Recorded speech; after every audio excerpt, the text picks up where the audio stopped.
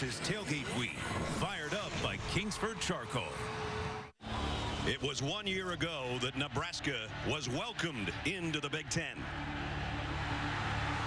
That's his 4th touchdown of the night. With offensive weapons all over the field, the Cornhuskers are looking to settle a score.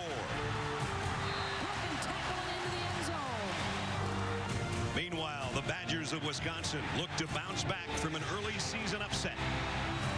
Led by their young quarterback, will the men from Madison continue to show the Lincoln faithful who's boss in the Big Ten? Wisconsin, Nebraska, legends, leaders, Big Ten, next.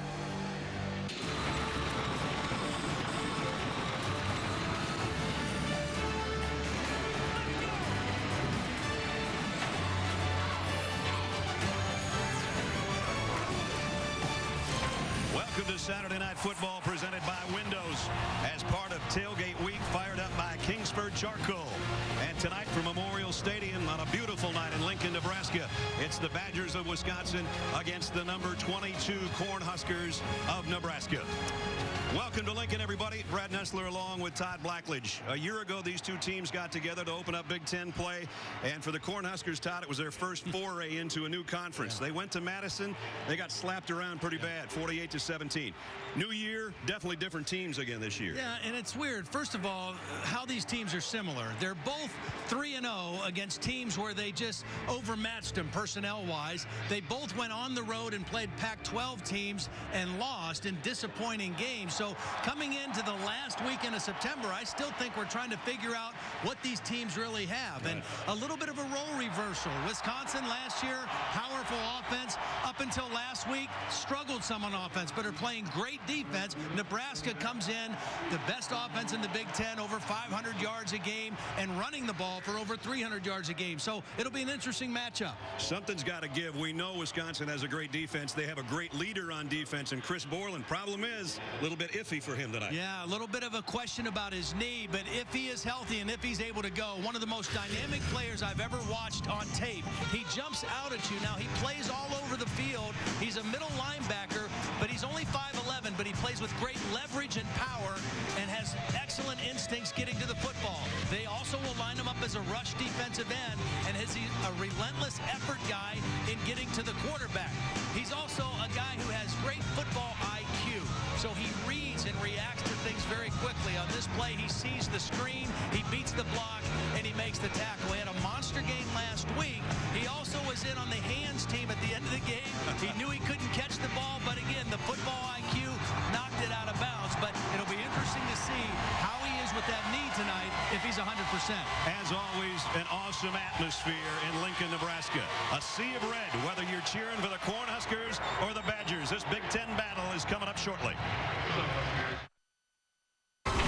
Saturday Night Football on ABC, brought to you by new Dr. Pepper 10. 10 bold calories, 23 flavors. Saturday Night Football presented by Windows is part of Tailgate Week, fired up by Kingsford Charcoal. Wisconsin at number 22, Nebraska, and the head man of the Cornhuskers is with Holly. Coach Pelini, I know you're anxious to get started. You guys have been rushing the ball so well this season. What has to happen to rush it against this good Wisconsin defense tonight? We got to execute. We got to execute in the running game and the passing game, keep them off balance, and just do what we do. And I like our plan going in. We just got to, the name of the game is execution. Taylor Martinez is an improved passer, completing 70% of his passes. How crucial will that be tonight to keep them honest in the run game?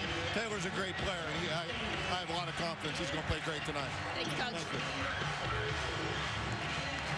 Nebraska won the toss, and they want the football. So Wisconsin will tee it up. Jack Russell, a freshman, set to kick away. Both teams wearing the new unrivaled uniforms. The theme of this one is the quick and the red. We'll see who's quicker. We'll see who's stronger. Big Ten opener for both, and we're underway. This one should be returnable from the goal line. Amir Abdullah hit at the 10, trying to bounce outside and can't.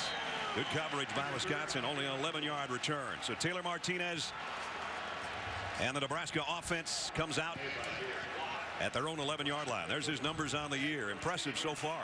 Absolutely. And one of the things he's done exceptionally well is throw the ball on first down. 55% of Nebraska's total yardage so far this season has come on first down plays. He's been very effective with play action pass on early downs and throwing the ball down the field. Rex Burkhead, the tailback, who missed a couple of games with injuries but was back last week, is the deep setback. And a fumble on the first play, and Martinez had to eat it and lost 2.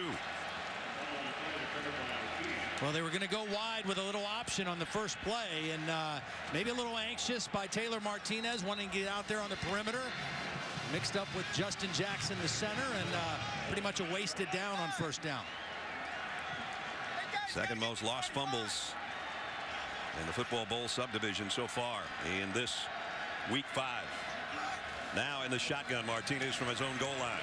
Fires it out in the flat, complete to Kenny Bell, and Bell picks up about 5 as we take a look at our impact players, brought to you by Avis.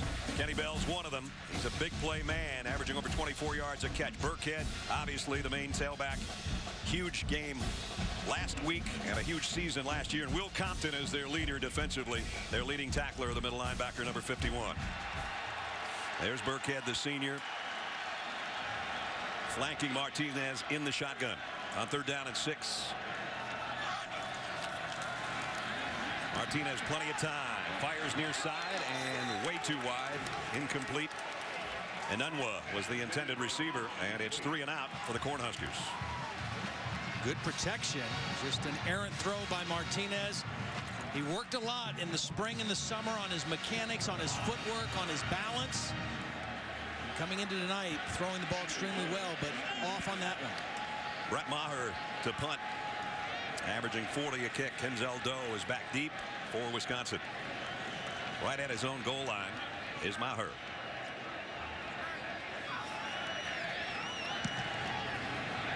Nice kick.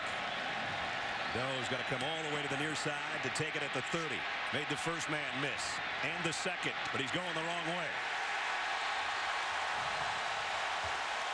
55-yard punt. And after all that dancing around, he lost a yard on the return. Well, it was a perfect punt. I mean, the placement was between the sidelines and the numbers, so Doe had nowhere to go. They were able to hem him in because of the perfectly placed punt. Stave comes in, the redshirt freshman. Made his first start last week and looked good doing it. Yeah. Now, they protected him last week. A lot of safe calls. He only threw 17 passes.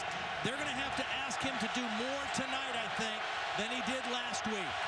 And if you thought it was quiet in here for a second, you realize Nebraska fans know what they're doing. They're making noise now against this Wisconsin offense on the first snap.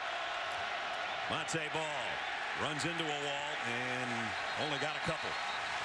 As we take a look at our impact players on the Wisconsin side, brought to you by Avis. Monte Ball, a Heisman finalist last year, over 1,900 yards on the ground. Aberderis is the top receiver. And Chris Borland, we talked about in the open, seems to be everywhere defensively for Wisconsin. Right away, the first play of the game, Wisconsin, again, trying to get their running game back on track. Had an extra offensive lineman in the game, Robert Burge. He's a tackle, but he's wearing number 84 tonight. So he's got a tight end number, but he's really a tackle. So we'll call it 2 tight ends, but as Todd said, it's bigger than that. 2nd down and 8. Fake the end around and load and fire. Stave going deep. He's got a man out there. And it's brought down by Aberderis. All the way at the 15-yard line. 54-yard pass. This is what they got back last week. He missed 6 quarters, Aberderis, with a concussion. It's play action, so you have maximum protection. It's really a one-man route. And Aberderis beats the corner, and for Nebraska, they need to have a safety help. The safety was fooled by the run fake, and you've got to have extra help on Aberderis because he's a big target. Longest pass play allowed by the Cornhuskers this year has Wisconsin in the red zone. Aberderis in motion. They're going to give it to him on an end around with blockers in front. Bounced off a would-be tackler and got 4. So even though he ran that long pass route, they send him on the end around anyway. Well, again, I mean, he is such a valuable part of this offense for Wisconsin. He's the guy who can stretch the field. And he was injured in the first half of the Oregon State game, and when he went out, they lost that ability to stretch the field with the passing game, and that ultimately affected their running game as well. And they lost that game. Their only setback of the year, 10-7.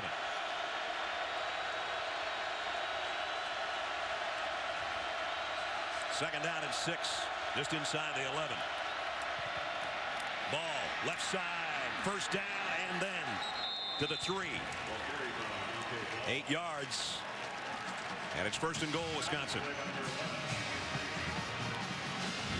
Just nice blocking on the left side. They move the tight ends, they shift, they move around, trying to confuse the Nebraska defense a little bit, and then excellent blocking at the point of attack.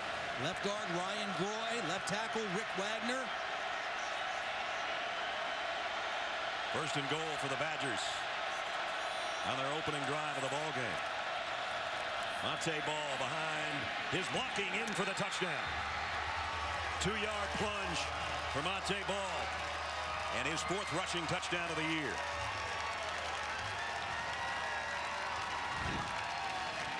Well, again, watch this penetration. They pull the backside guard. He leads up in there. The tight end Pedersen gets a nice block. Little counter play on the goal line, and excellent push. The thing that has been missing from this Wisconsin offensive line, they got the push on that one. Jack Russell in for the point after. Up and good. Wisconsin 71 yards in 5 plays. The big one, Stavida Aberderis, that got him close, and then Monte Ball, his 59th rushing touchdown in a Badger uniform. 7-0 Wisconsin.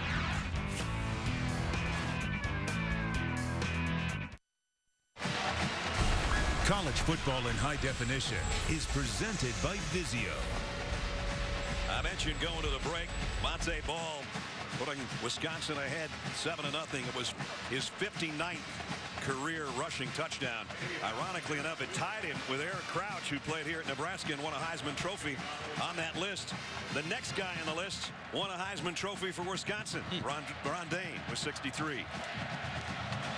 Well, a lot of encouraging things for Wisconsin early in this game. The return of Aberderis. Monte Ball, who left the game last week with a head injury, looks to be okay. Chris Borland, the knee, played the first series. Good start for the Badgers. Abdullah and Bell await the kick from Russell. From the 4-yard line is Abdullah. And again, he doesn't get out to the 20-yard line. In fact, barely got across the 15. Well, next up, the Monster Mile at Dover, where points leader Jimmy Johnson's right at home on one of his favorite tracks. Hot on his heels, Brad Keselowski, Tony Stewart, Dale Jr. as the chase for the Cup continues. NASCAR Sprint Cup Series at Dover, presented by GoDaddy.com. 1 o'clock tomorrow. There's Jimmy Johnson in the lead. Coming up 1 o'clock tomorrow, they'll have at it. Here, Nebraska will have at it. Their second offensive possession. Their first one was a 3-and-out. This time they work from the 17-yard line. Martinez gives off. Burkhead. Fumble. And Wisconsin's got it. It might be Borland. Last year it was 3 Tyler Martinez interceptions that turned the game around. Right away on the second possession, normally reliable Burkhead, I think he got knocked out by one of his own linemen. He was trying to follow the block. One of his linemen's backside bumped into the ball, knocked it out. And Borland, who is always around the football for the Badgers, comes up with it. So a golden opportunity for Wisconsin right here at the Nebraska 23.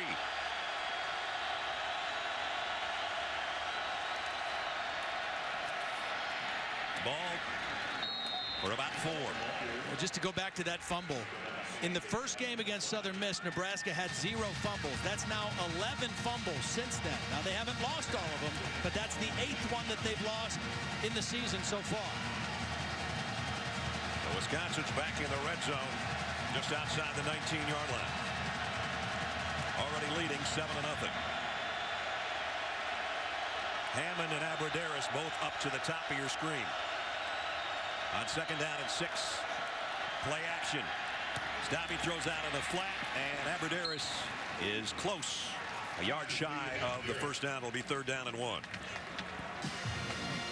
3rd down has been a troublesome down for Wisconsin so far this year.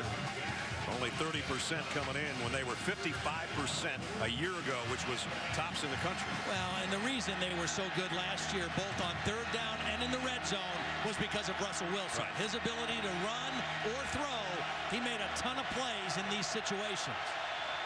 Ball, the single setback.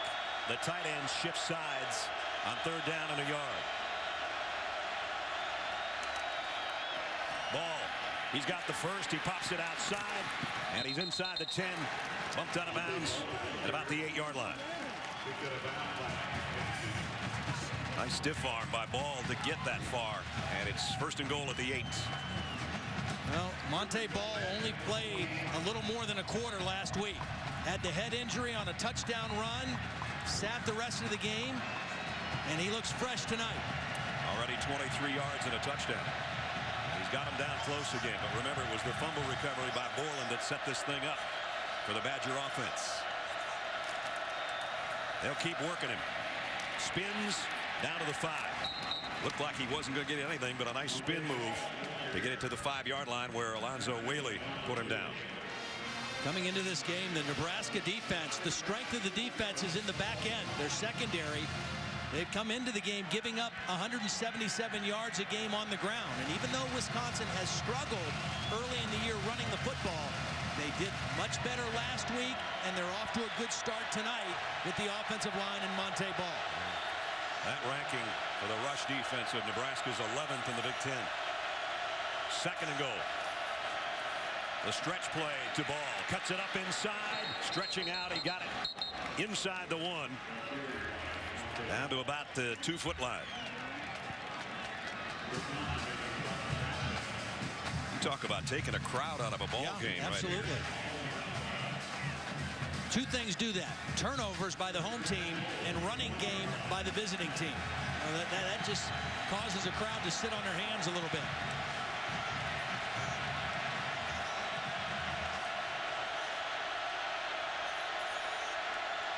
Third and goal inside the 1. Ball. No signal yet. Now we get one. Touchdown. His 2nd of the night.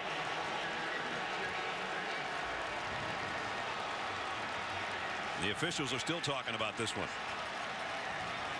All scores are reviewed anyway, but well, the interesting thing was the play was run to the left, and the official on that side gave no signal. The touchdown signal came from the official on the other sideline. Here's another look. And the only question would be, was his knee down before the ball crossed the plane?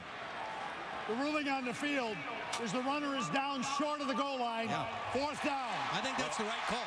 That wasn't really the ruling on the field, though. Yeah. One official said touchdown. But the guy who had the best view never called touchdown. So I think he came in to mark it short, and I think they got it right. So Brett Bielema is going to send out the field goal unit. The ball is literally at the 1-foot line. This is actually a lot shorter than an extra point. I think Nebraska may have had to call a timeout. They were so convinced that Wisconsin was going to go for it. Review. Brett Bielema in his 7th year as the head coach of the Badgers. Took over as head coach in 2006 after Barry Alvarez stepped up into the athletic director office, and he's averaged 10 wins a year. Not bad. Official review going on. We'll let them look at it. We'll take a quick break, and we'll find out together when we come back.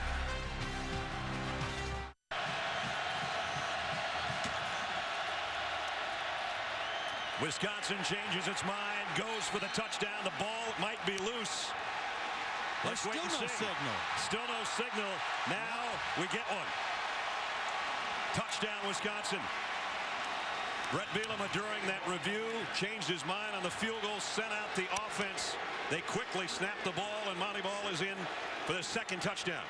Well, I was surprised that they lined up for a field goal in the first place inside the 1-yard line with Montee Ball. I thought for sure they'd go for it. I think that one's pretty clear he got in.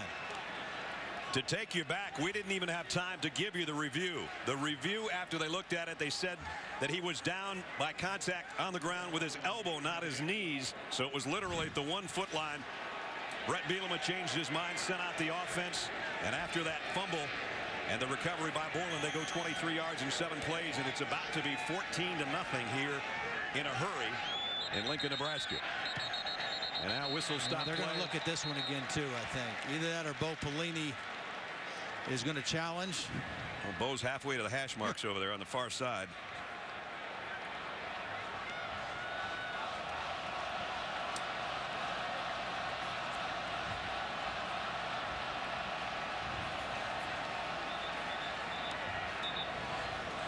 The previous play is now under review by replay.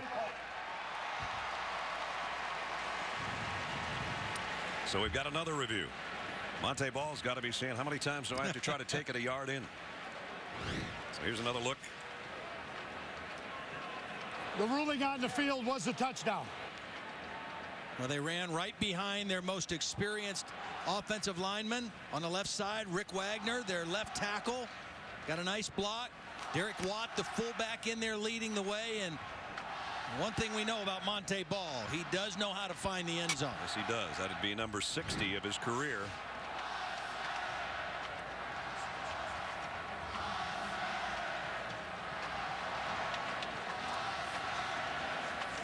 .720 remaining in the first quarter. A shocking first quarter if you're a Nebraska fan.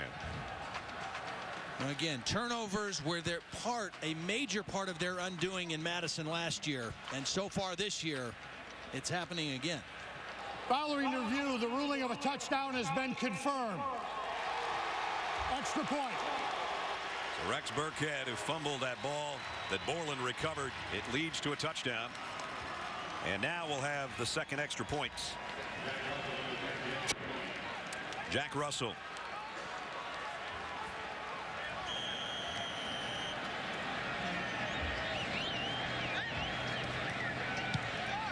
Extra point is good. 80-some thousand in here. You can hear a pin drop right now. 7:20 remaining first quarter. All Wisconsin here early. Saturday Night Football on ABC, presented by Windows. The 2013 Buick Verano, unexpected luxury in a car this size. And UPS. Let UPS put the power of logistics to work for you. Tell you what, there were some awesome smells out there coming over to the stadium tonight and this afternoon. 14-0, Wisconsin. It's quieted the hometown crowd for sure. 7:20 remaining in the first quarter. Russell has it teed up. Amir Abdullah, Kenny Bell are back deep. Bell in his kick returns this year averaging almost 30 per return, but it's been Abdullah that's got his hands on the first two and hasn't gotten it back to the 20-yard line yet. It's going to keep going to him in the same spot at the 5. See what he does this time. Now he's across the 20, and he's got a lot more. Abdullah, he might take it down the sideline, knocked out of bounds near the 20. But all of a sudden there's life in Memorial Stadium now. Brad, last year in the game in Madison, he had 7 kickoff returns and he averaged 27 yards a return. They had him under wraps until this one. He gets by one guy. There was one missed tackle, and then he has to outbeat the kicker, which he does easily.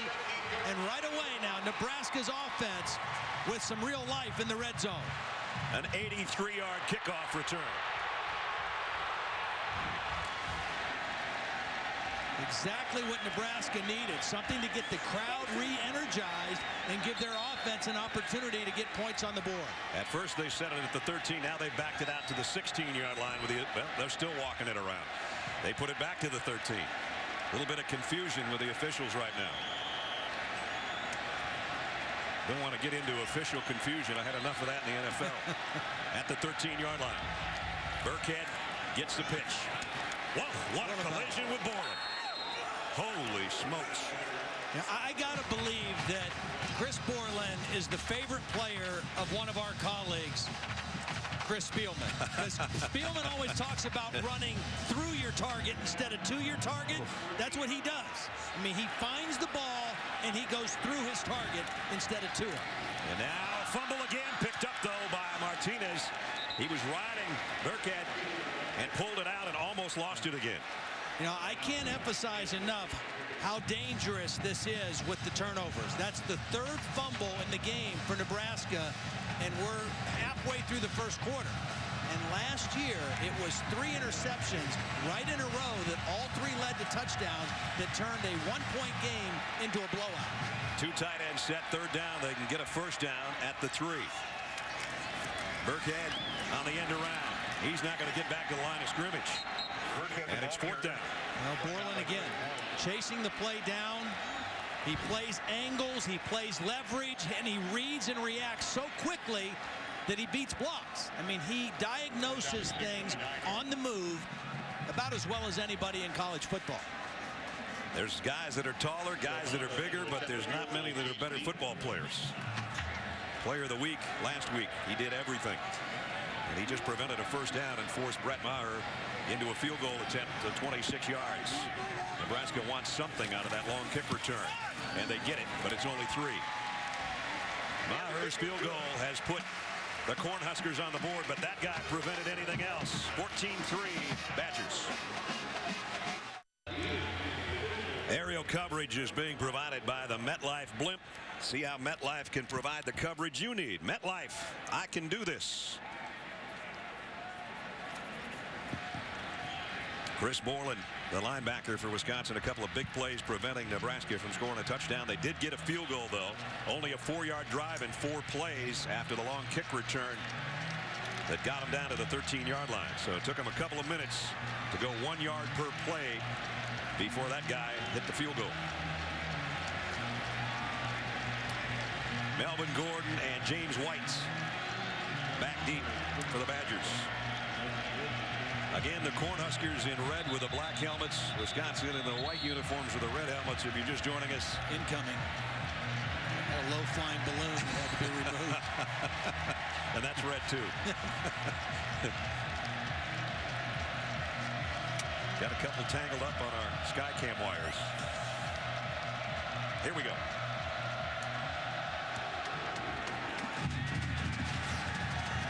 Way over by the sideline. Good kick. White takes it, though, at the 3. And he's going down at the 10. Great kick coverage by Nebraska. Wisconsin will be in a little bit of a hole on offense after we check in with Robert Flores. Robert. All right, Brad. Taco Bell Studio Update. Some interesting scores right now in the SEC. LSU is at home against FCS Towson. Terrence West, the touchdown from in close. LSU responded with a touchdown, so they lead 14-9 on ESPNU. But check out on ESPN2, Kentucky is leading South Carolina 17-7 at the half. All right, Robert, keep us posted here in the Big Ten opener for the Badgers and the Huskers. Wisconsin's got it at their own 10-yard line. James White, the tailback. And on the end around, it's Melvin Gordon, and he only got a yard. Nice job by the black shirts to stay home. One of the reasons that you see Wisconsin's offense doing so much shift and moving people around, it's because they know a Bo Pelini type defense. And John Papucci, who is the new defensive coordinator, has been with Bo for 8 years. They like to try to get the perfect call and stop every play. So they really try to match up exactly what you're doing. And so that's why Wisconsin is using so much change of formation to create some confusion. White comes out of that Wisconsin backfield now on 2nd down and 9. They'll keep it on the ground. Monte Ball, only a yard and a half maybe. And it's Compton, that middle linebacker, the senior, much the heart of the Cornhusker defense like Borland is for Wisconsin. Will Compton is your prototypical Mike linebacker, number 51. Sheds the block, fills the hole, wraps up. He's the heartbeat of the defense, makes the calls, keeps everybody on the same page. Where's number 51? Because it was Dick Butkus's number. That tells you that he's a football player and a middle linebacker. 3rd down and 7. Stavi hasn't had to throw. Will here. Whoa, dangerous. Tried to get it to his tight end, Patterson. That was in some traffic there, Todd. Well, trying to give him a little safe throw, get the ball out of his hands. They used Abradaris almost as a decoy. Tried to throw it underneath the Pedersen and very nearly intercepted. Drew Myers going to have to kick from his own goal line. Amir Abdullah, who had the long kick return, is back deep at the 35. Myers' kick, a good one. But Abdullah's got a shot from the 33. And Wisconsin there to meet him at about the 35-yard line. Let's check in with Holly. Well, we've seen Chris Borland of Wisconsin everywhere so far in this game. He told me that he got his motor as a little kid because he is the 6th of 7 children. He said, I've had to fight for everything I've ever gotten in my life, including everything at home. He credits his family and 6 brothers in that family for making it hard on him. Even when he'd want to go out and play in the backyard, they wouldn't slow down for him. If he wanted to play, he had to keep up. His mom said if he had too much energy, he'd run around the house. Sometimes in the winter, there'd go Chris by the window, and he's still playing just like that from the Borland family. Boy, is he ever. First down for the Cornhuskers at the 36-yard line. Going wide. Burkhead, his best run of the night. Got about 7. Well, again, this Nebraska offense, I mean, it's you got to take it with a grain of salt. They come in leading the Big Ten, 540 yards per game, but they have not played great competition. Taylor Martinez has had a super start to the year. Martinez fakes the pass and then gives it back to Burkhead. He's dancing around, and he's going to get a first down out of it somehow. Wow, that was like dancing with the stars there for a second, but he got the 2 he needed. Well, I guess the ankle's okay. Yeah. You know, he did a little bit of dancing, just kind of waiting for something to pop. Little 2-step in there with Mike Taylor, the linebacker for Wisconsin, and got the first down. The Nebraska 2-step. Yep. Now, Martinez has yet to throw on first down. I would expect a pass here because that has been a big part of their success. There he is off play action. If he gets a chance to throw. Great runner, though. Wisconsin will bring him down after he picked up 3. And Borland again helps on the tackle. Pretty good coverage down the field. And Nebraska has done a great job this season on first down to play action and throwing the ball for big yardage plays. That time, nowhere to go with the ball for Martinez. Borland's career high in tackles came against Illinois last year when he had 16. If he keeps this pace going, he might break that tonight. Second down and 7. 2:20 remaining first quarter. Wisconsin with a 14-3 lead. Martinez, plenty of time. Down the middle, completes. First down. Inside the 40 to the 39-yard line. Got it to Kyler Reed, his tight end. One of the things that Taylor Martinez worked in the offseason, footwork and getting deeper on his drops and then not getting too close to the line of scrimmage as he moves forward. He did a great job of it on that play. No huddle, hurry up for the Cornhuskers on first down. Martinez looked one way, and now he's going to run the other. And got a couple of yards before he's run out of bounds by Southward from the secondary. It's such a luxury, and of course Wisconsin had it last year with Russell Wilson, to have a quarterback who, when things break down, can still turn it into a positive play. And that was a broken pass route that ends up as a 3-yard gain. Now the pistol set. They give it off to Burkhead, trying to weave his way around, and only got 2 more yards. Bo Allen and Mike Taylor. Mike Taylor, the other linebacker, sometimes he gets overlooked a little bit because of Borland, but number 53, the senior, is a heck of a linebacker in his own right. Weren't they 1 and 2 in the Big Ten in tackles last year? They were, and Taylor was number 1. Borland was number 2. Here's a big third down for Nebraska. Martinez pumps. Now try to dump it over the middle, and I think it hit one of his linemen maybe. Other than that, Ethan Heemer might have gotten a hand on it. Brad, take a look at how Wisconsin chose to rush on this play. Watch these linemen just go with a controlled rush, knowing that Martinez could pull it down and run. They didn't really go hard at the quarterback. They stayed right in their lanes and tried to keep him right in the pocket. They did get a hand on it, and they'll force another kick. Maher's already hit from 26. This will be a long attempt, 52-yard field goal attempt. And he's going to push it to the left. No good. So the score remains Wisconsin 14 and Nebraska 3 with 1:14 remaining in the first quarter. Don't forget, get your NFL Sunday started off right tomorrow. Sunday NFL Countdown at 10 a.m. on ESPN. Chris Berman and the gang providing you all the latest news and updates from stadiums around the league. Then at 11 on ESPN2, it's information you need to get your lineup set and give you an edge in your leagues with Fantasy Football Now. It's all coming up tomorrow morning on ESPN and ESPN2. I'm still wondering if in the ESPN store up in Bristol they've got bobbleheads of all those. They should have those guys. Announcers. Yeah, just kind of moving around, bouncing around. Yeah. Wisconsin takes over after the missed field goal just inside its own 35-yard line. They fake the end around and go to Monte Ball. Picked up about 4. Wisconsin offensively, certainly things haven't gone like they did a year ago. Look at the numbers, averaging 21.5, so not even half as many points so far this season than they averaged last year. Well, and again, I mean, they caught lightning in a bottle with Russell Wilson coming from North Carolina State. All he's doing now is starting in the NFL for the Seahawks. They had a first-round draft pick as an offensive lineman gone and a second-round draft pick as well. And they had a 5th-round pick who was a heck of a fullback who'd probably be starting for the Falcons if he wasn't injured. Nice throw there. Jordan Frederick snatches that one. And that's the best throw by Stabby so far. Pickup of 11. I like this kid's poise. I was impressed last week on a drive they needed to have. They were only winning by 4 points against UTEP with 8 minutes left, and they got the ball on their own 25. First play of that drive, he completed a pass for 14 yards. He completed 2 more in the drive, led them on a 75-yard touchdown drive that kind of put that game away. So far, he's 3 out of 4, 70 yards. 54 of those was to Abradaris on their touchdown drive. And right now they've got 2 scores and lead at the end of 1. 14-3, Wisconsin. This presentation of Saturday Night Football presented by Windows will continue after this message and a word from our ABC stations.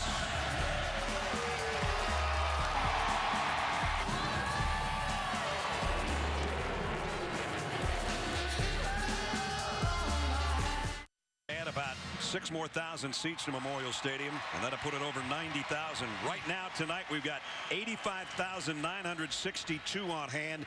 It's the 5th largest home crowd ever here in Lincoln. It's the 8th first down play. Here's Abradaris. I'd expect a pass and try to get him down the field. They've been all runs on first down so far.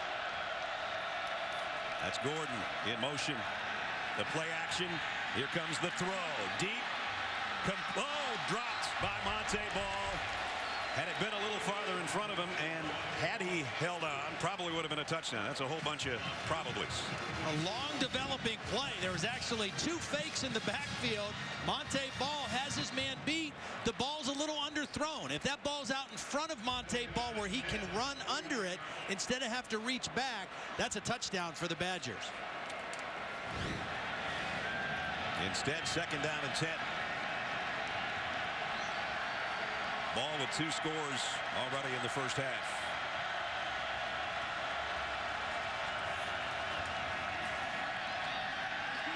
Stabby on the run, and he's going down, and the ball came out. Luckily for him, it flew out of bounds and into the Wisconsin bench. Well, I'm really not sure what that play was supposed to be. I thought initially it was going to be a throwback because some linemen were staying back like it was going to be a throwback screen. Stave looking downfield and just kind of an ugly-looking play that time on 2nd and long.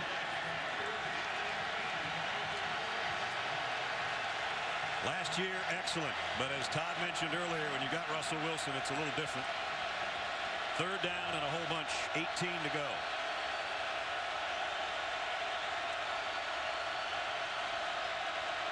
Abradaris, the motion man. Stavi's going to load and go down the sideline, incomplete.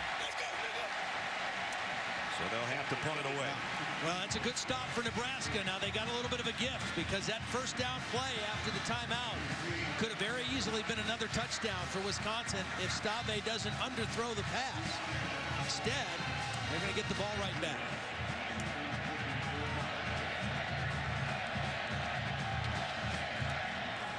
Drew Meyer to punt.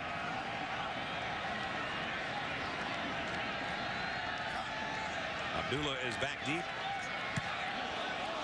And down goes the Wisconsin punter.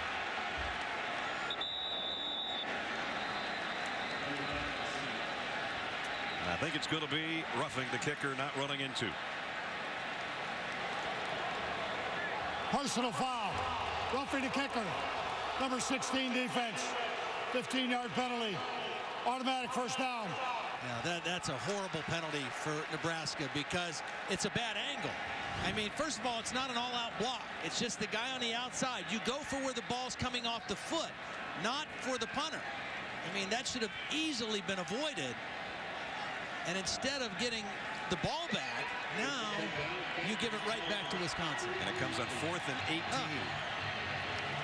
And Wisconsin now in Husker territory at the 44-yard line. First penalty of the game, and they don't get much bigger than that one.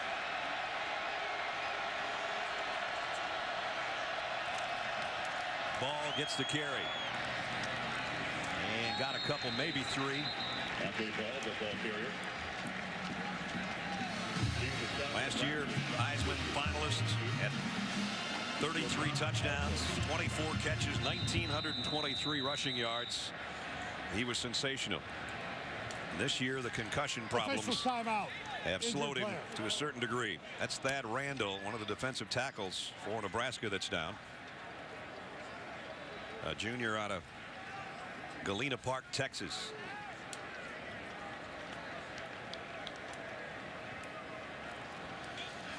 You mentioned Monte Ball. I mean, it's not just him. I mean, there's nothing different about him. I mean, he is faster, a little bit lighter than he was a year ago. But they lost 2 outstanding offensive linemen to the NFL. They lost Russell Wilson, who was a dynamic quarterback, probably the best quarterback Wisconsin has ever had. And then they also went through a little turmoil in their coaching staff. They lost six new assistant coaches on the staff. They hired an offensive line coach, Mike Markuson, who was then let go after the loss to Oregon State. And so it's, you know, there's been some turmoil that has affected Monte Ball's season for sure. He's had a good first half here tonight. Wisconsin shifts everybody over on the left-hand side now. It's 2nd down and 8. And it's an end around to Gordon. Trying to pop it out the backside, but he's brought down by Compton and Sean Fisher, the 2 linebackers. That'll bring up 3rd down. Both of these teams have freshman tailbacks who are impressive physical specimens. I mean, Gordon is the biggest of the guys. 6 foot, about 210 pounds, 6'1", 210. He ran for 112 yards in the win last week on just 8 carries. 3rd down and 4. Patterson, the tight end, moves, and now a timeout taken, I think, by Nebraska. First team timeout. With 13:01 remaining in the first half. Bo Pelini comes out to talk to his defense.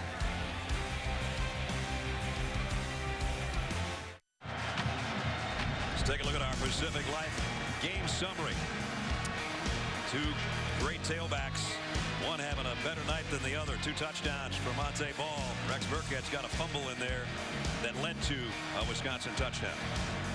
Well, Nebraska called timeout, Brad, and they're still confused. They're still moving around, switching sides of the field, changing the defensive call on this 3rd down play. 3rd and 4. Stabe's going to throw, and he threw low, but it's a good one to Derek Watt, the fullback, who came in motion out of the backfield. And it's 1st down, Wisconsin.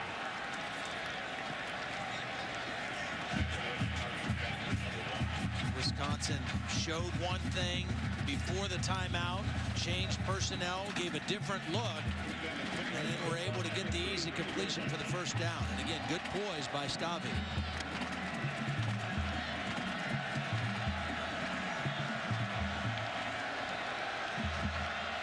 Play of the Wisconsin drive. Ball it out to the right. And Sean Fisher wouldn't let him go. Fisher, senior out of Omaha, hangs on to make the tackle. Yeah, well played, staying at home on the backside, not letting Monte Ball pop that thing out to the backside of the defense. Stopped him right close to the line of scrimmage. 2nd down and 8. Abradaris has been quiet since that long catch that set up the first touchdown. High backfield, Derek Watt, the fullback. Look at the confusion. Play action. Deep. Abradaris, touchdown. 29 yards on the scoring toss and a perfect throw.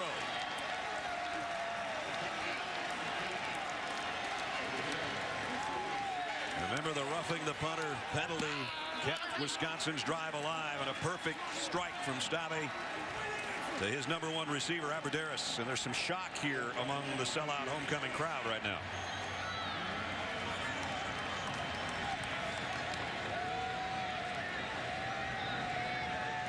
Extra point by Jack Russell. Is up. And no good. 11:50 remaining in the half. Get another look at the touchdown pass. A beauty. Abradaris goes up high and brings it down to give Wisconsin a 20-3 lead.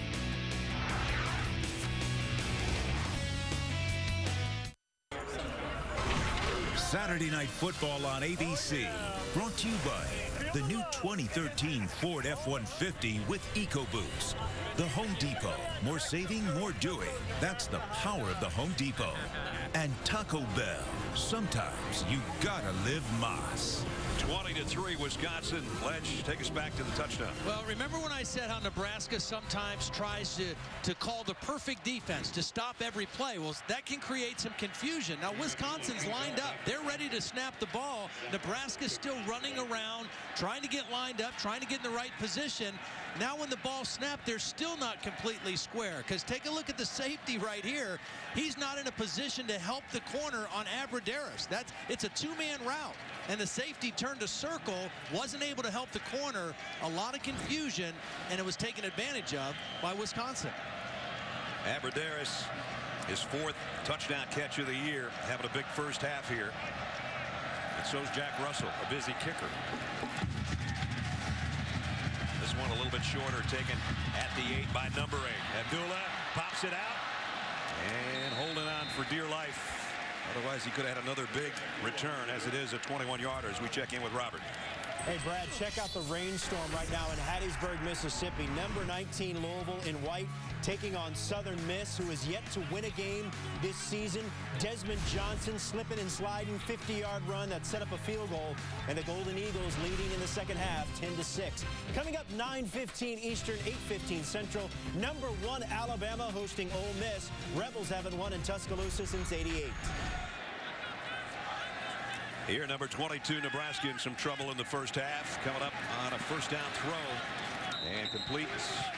Pickup of 6 on the play. Nebraska's had some miscues tonight, without a doubt. 3 fumbles. 1 came out, led to Wisconsin touchdown. Missed a field goal. Roughing the punter penalty was big on that last drive because it led to 65 yards in 10 plays. And then Stabbe to Abradaris for the touchdown.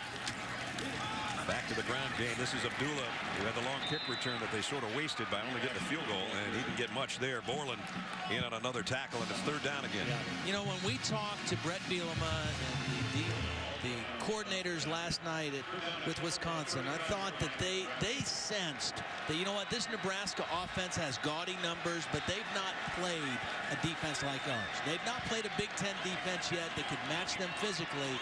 They felt very good about their plan. See if they can stop a 3rd down and 3 for Nebraska. Martinez fires, and it's low and incomplete. Intended for Anunwa.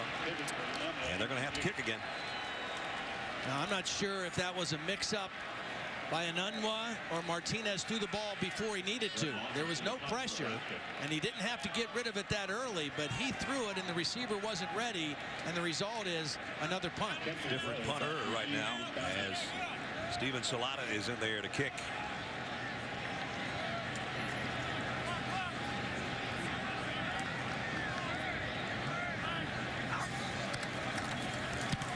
Maher's kick. Doe camps under it at the 12, and he's got a little bit of room to the near side.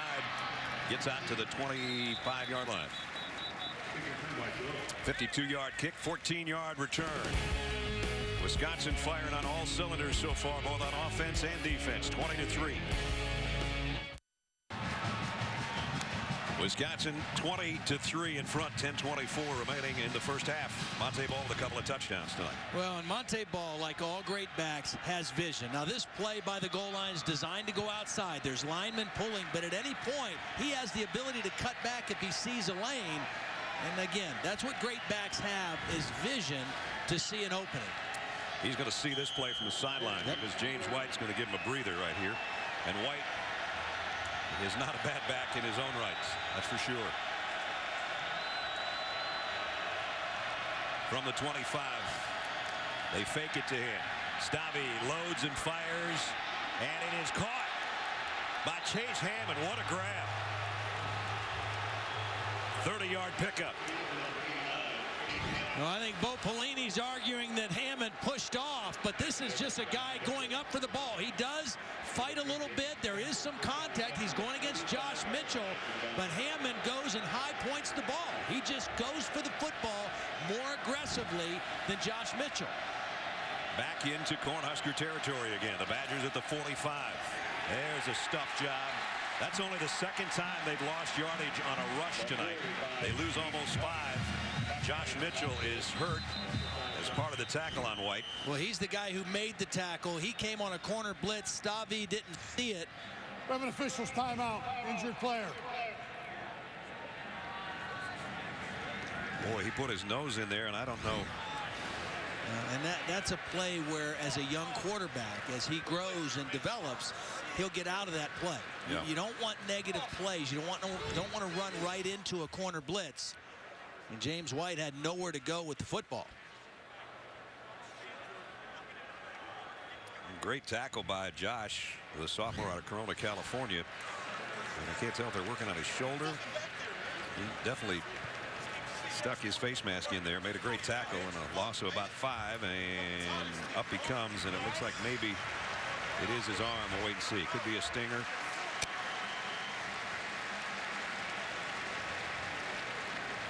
But he puts Wisconsin in a second down at 15 situation. Corey Cooper, I think, is going to come in and take his spot in the secondary.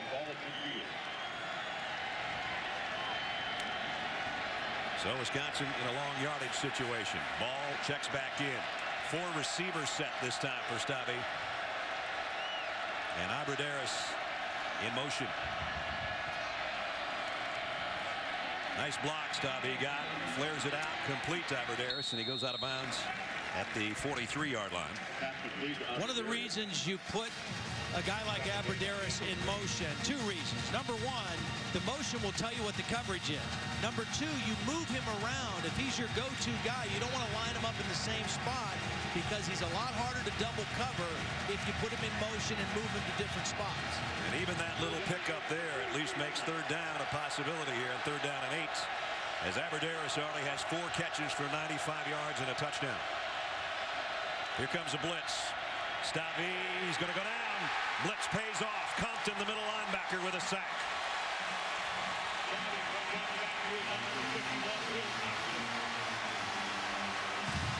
Well, the young quarterback got confused this time. Compton has a direct line to him. He's not able to throw the football away. They brought a little bit more pressure than could be blocked. And a couple negative plays on the drive forced a punt. Second sack of the night, so Drew Meyer will kick. Amir Abdullah stands inside the 15-yard line. Now, last time they roughed the punter. This time they got the return on. High kick, fair catch called for. Abdullah's got to back up quite a ways. It's going to be about the 7-yard line. So Nebraska gets it back, but they're buried inside their 10 after the 46-yard punt. Time now for tonight's trivia question. What Nebraska national championship quarterback played his high school football in Green Bay, Wisconsin? Now this one, you have to be of a certain age maybe to get it. And Todd's old enough. I'm old enough, definitely. And we'll have the answer for you a little bit later. 4 of their 5 possessions, they haven't been able to get a first down. And now they start just outside the 7-yard line. Burkhead trying to give him some room. Boy, Wisconsin won't let him. That rush defense of Wisconsin's been stout again tonight. That was Desmond Southward coming up from his safety spot to make the tackle. You have to have safeties that are courageous, that will come up and hit backs in the hole, that aren't afraid to tackle, that are sure tacklers in the open field. That's exactly what we saw on that first down play. Martinez hasn't really used his legs tonight either. He's in the shotgun right now. 2nd down and 8, and he's at his own goal line. Firing down the middle. Nice throw and catch to his tight end, Ben Cotton. And it's a first down. And this is where you need your quarterback, who has played well, is his 3rd year, 2nd year in this offensive system, to just keep his poise and just realize we're not going to get this all back in one throw or one play. We've got to make some drives, put some things together here. They fake the toss, and he throws again on first down. This one's to Kenny Bell. Bell's a big play guy if you can get him in the secondary. And another first down, pick up a 16. Now all of a sudden, instead of being back on their 5, they got a couple first downs. They get a little juice going. Kenny Bell is going to have a big night. I mean, he's a guy that's a matchup problem on the outside. He's a speed guy who can stretch the field. He's averaging almost 25 yards a catch. That one netted them 16, but another first down. Play action. Martinez rolls, and now he will use his legs. Great runner out to the 45. Ball came out at the end of the play, but he was down. Great runner and a great decision. Again, you don't need to force a bad throw. You're not going to make it all up in one play. Instead of taking a chance throwing into coverage, he sees a lane and he makes another first down. Out at the 45-yard line and back into the shotgun. Both receivers to the bottom of your screen. Martinez gives it off. Burkhead trying to follow his blockers, but not much there. Wisconsin came in, we mentioned, 3rd in the Big Ten and 13th in the country in rushing defense. They were only allowing 2.7 yards a carry. And that's about what they're giving up so far tonight. And again, Nebraska came in averaging 317 yards a game rushing. Again, against different kind of competition, only 46 yards rushing in the first half so far. 2nd down and 7. Abdullah in the backfield flanking Martinez, who sets and fires outside. Complete, short of the first down, though. Good stop out there on the wide receiver by Cromartie. Well, and I'll tell you what, if I'm Taylor Martinez right now and offensive coordinator Tim Beck, I'm seeing how quickly they closed on that out route, and I'm thinking maybe in this series or for sure in the next series, a little out and up. Try to get something down the field, take advantage of a guy trying to jump that route. They really need this 3rd down right here just to keep the drive alive. They want to get some kind of points out of this thing before halftime. We're under 6 minutes. Keep an eye on Kyler Reed. He's in the slot, tight end right here. Empty backfield. Martinez to throw. Comes this way and completes it. First down. Immediately hit Devin Smith on Abdullah, but he held on. And they'll move the sticks again. Boy, that ball seemed like it just floated for a long time in the air. Devin Smith had to wait and wait for it, but held on to it knowing he was going to get a good shot. First down with a football at the 41-yard line for Nebraska. Abdullah stays in there flanking Martinez in the shotgun.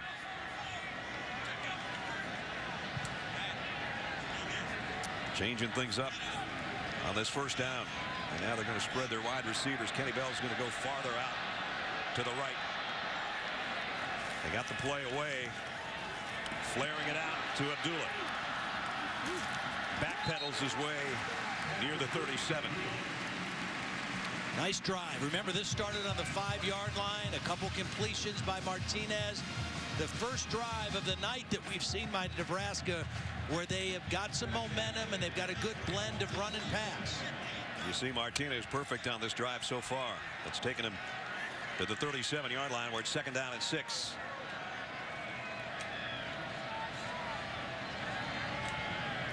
Four receivers for Martinez, who's going to run a quarterback draw. First down, a bunch more, breaking away, almost snapped it out of there. Mike Taylor holding on for dear life. Yeah, this was designed run all the way. You know that because the tailback is going to be the lead blocker. So it's a designed quarterback draw. Abdullah is the lead blocker, and a lot of daylight for Martinez. Gets it all the way to the 17. So Nebraska in the red zone on a 76-yard march so far. 10th play of the drive here. High snap. Martinez play fake. Throws it again low, but he got it to Abdullah, and it's a first down. 1st and goal. Mike Taylor, the linebacker, was in coverage. Again, if that ball is thrown a little bit further, it might be a touchdown. Abdullah had to kind of wait for it. He makes a nice catch, but they still have to score from outside the 5-yard line. They've got a bunch set to the right side. 3 receivers, and Abdullah in the backfield. First down and goal at the 6. Look at all those receivers right in close to the tight end. They pitch it that way. Student body right. Abdullah down to the 3. It'll be 2nd and goal.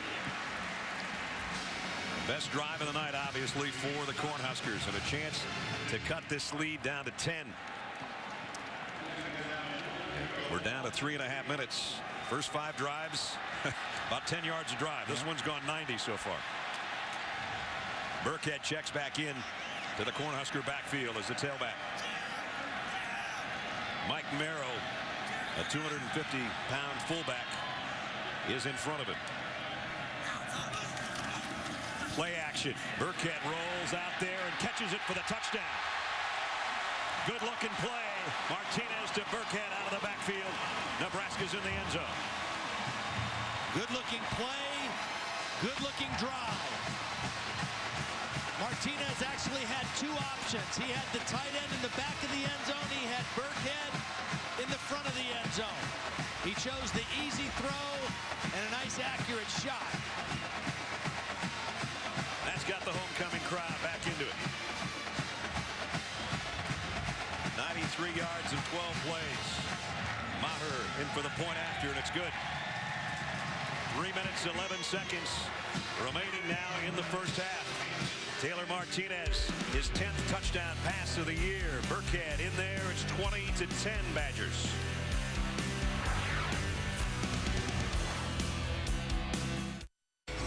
I'm Robert Flores. Here's what's happening on SportsCenter right now, brought to you by HP. Another good day for the United States at the Ryder Cup. They now lead Europe 10-6. Singles matches tomorrow. The U.S. needs 4.5 points to win the Cup. Europe needs 14 points in all. Final day tomorrow in Medina Country Club outside Chicago.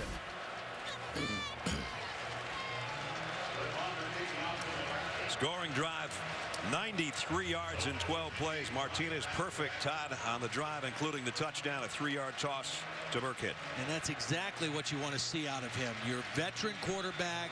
He's shown great leadership this season so far, and he led his team right down the field in a drive they absolutely had to have here before the first half ended.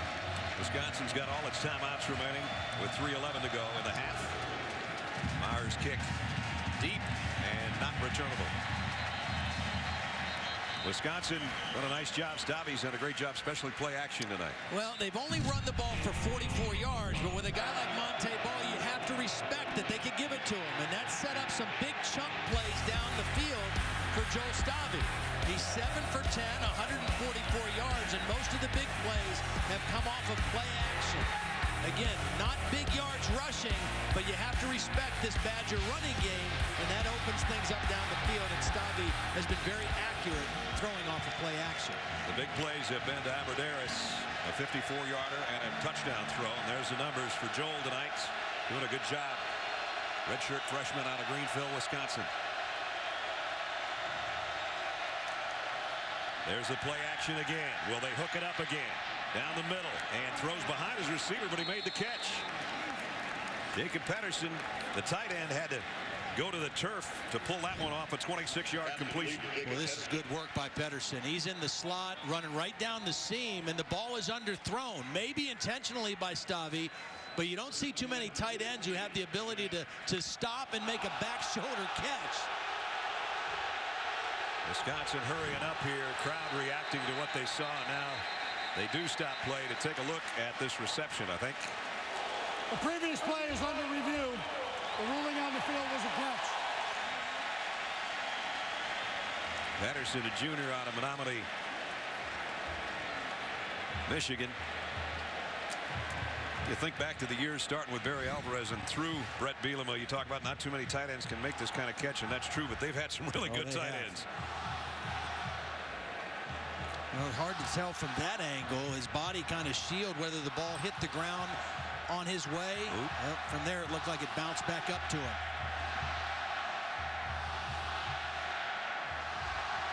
Seontae Evans, the nickelback, is in coverage on this play. That ball looked like it bounced off the ground on that replay. Bill Lemonnier is our referee. Replay officials Tom Herbert.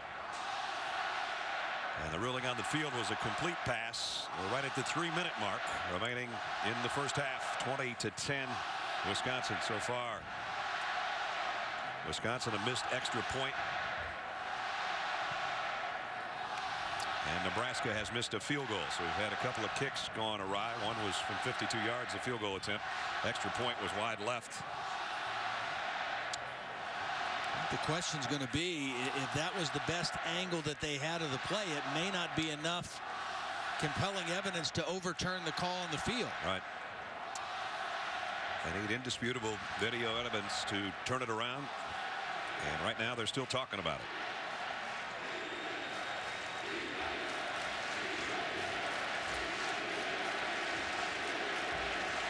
And they've got it figured out, and Bill will let us know right now. Following the video review, it's been determined the pass is incomplete. Every second down, clock operator, set the game clock to 3:06, please. So incomplete. Yeah, I think they got it right. Yeah. And the ball did bounce as he was going to the ground. A tremendous effort by Pedersen. But I think they got the call right. Now it makes it second down and 10 back at the 25. Monte Ball's going to go out as a receiver to the top of your screen with Aberderis in the slot lit on that side. Now they shift everything back around. Monte's coming back into an I set. And Pedersen is the motion man. They'll give it off the ball. Really hasn't been able to bust one tonight. You know, it's interesting. I mean, all this moving and shifting that Wisconsin is throwing at Nebraska. When I was watching Nebraska practice on Thursday, they did something really unique. They had, by position, uniform colors different for their scout team. And it's mainly so they could see where tight ends line up, where running backs line up, where offensive linemen are, where the wide receivers are. They all had different colored jerseys, and also the cards that this. And right now, Wisconsin is throwing a lot of different looks at them, and Nebraska tries to match personnel everywhere, and they've had a little trouble with that here in the first half. Let's check in with Holly. Well, Todd, to follow up to your point, after that long touchdown to Aberderis of Wisconsin, the Nebraska defense went to the sideline, and their defensive coordinator, John Papucci, was like going to Will Compton, their quarterback of that defense, looking at their wristbands, making sure their calls were accurate. They kind of shook their head as if to say they maybe didn't get the right call in, but the players on the field are doing a great job communicating. You see a ton of communication going on, but the signal from the sideline and communicating with all that shifting is a great challenge. I don't want to say John Papuchis gets into it, but he's got his fingers taped like he's ready to play out there, the defensive coordinator for Nebraska. Third down and 6. Hoping his team can come up with a stop here.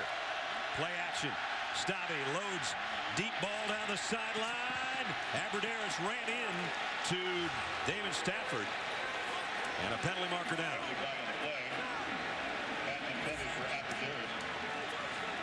Damian Stafford and Josh Mitchell. Seontae Evans back there covering. Let's see what the call is.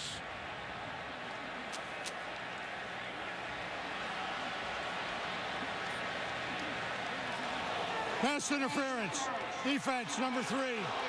15 penalty. Automatic first down. I think if Stafford turns and finds a football, he makes an interception. Instead of running into Abradaris, he never turned to find the ball. He was in position to go for an interception, and instead he went for contact and got called for the penalty. He was there in plenty of time to make a play on the football. Instead, he made a play on the receiver and got flagged for it. So the penalty basically picks up what Pedersen would have had with that pass reception, and Wisconsin's got it. 1st and 10 again, just inside their own 44-yard line.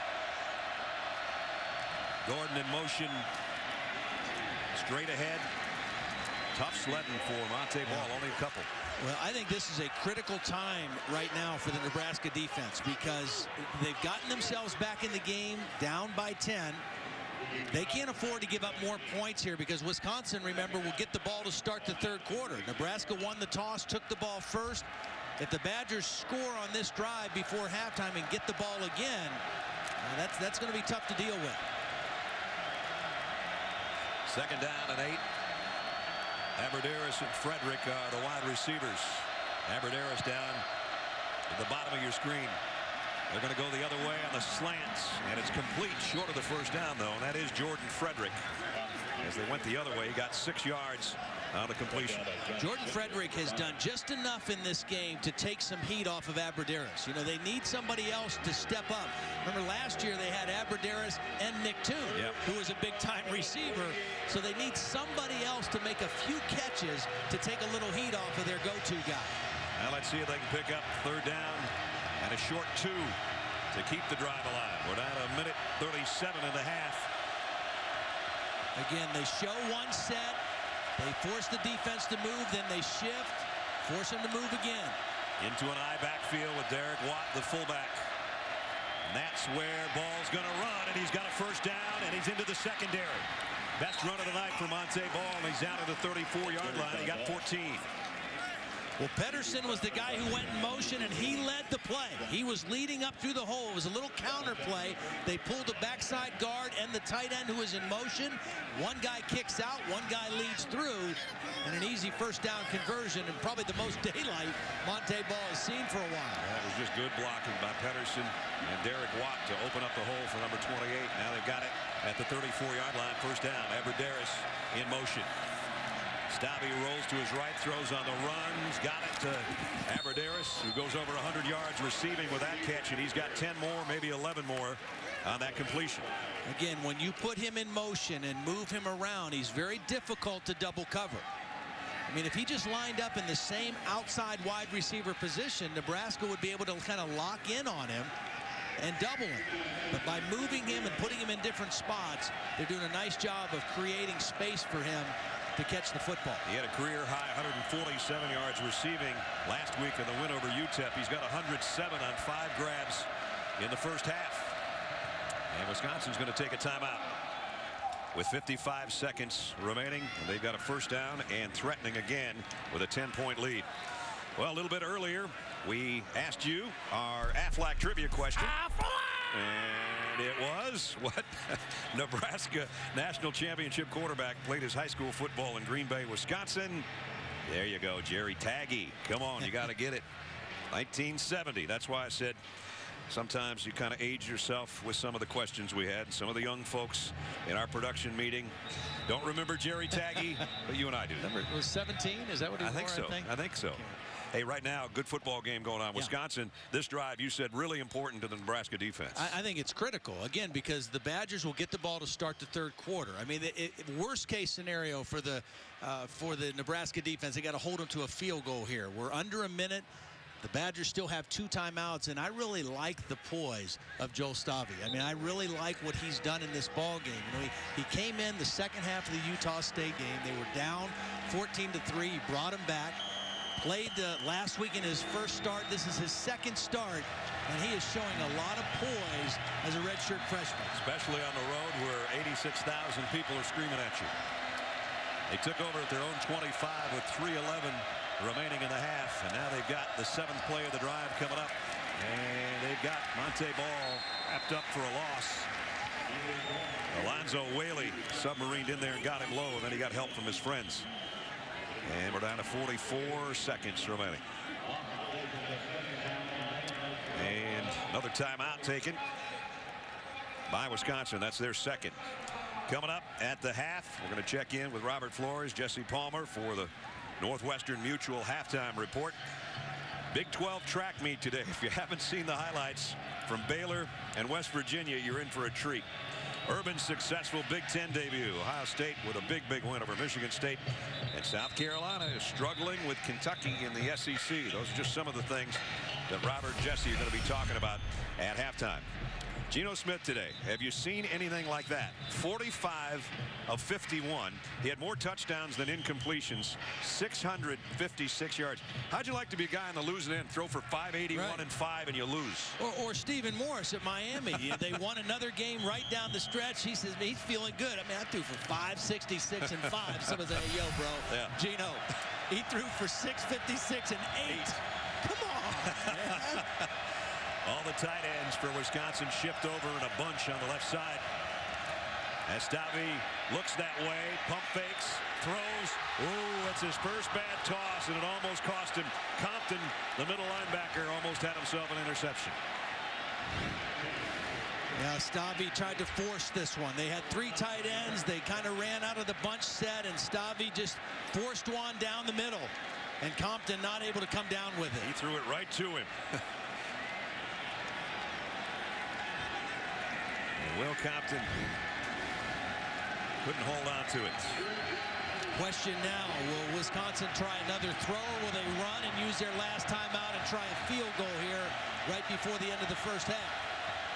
James White's in there as part of that group on the left side, and now whistles. And the play is dead. Might Nebraska be a timeout. called timeout. Timeout, yep. Nebraska. Third and final team timeout. 30-second timeout. So 39 seconds remaining in the half, and the final Cornhusker timeout. Don't forget, coming up on Monday night, ESPN's Monday Night Football at 6:30. It's Monday Night Countdown served by Applebee's.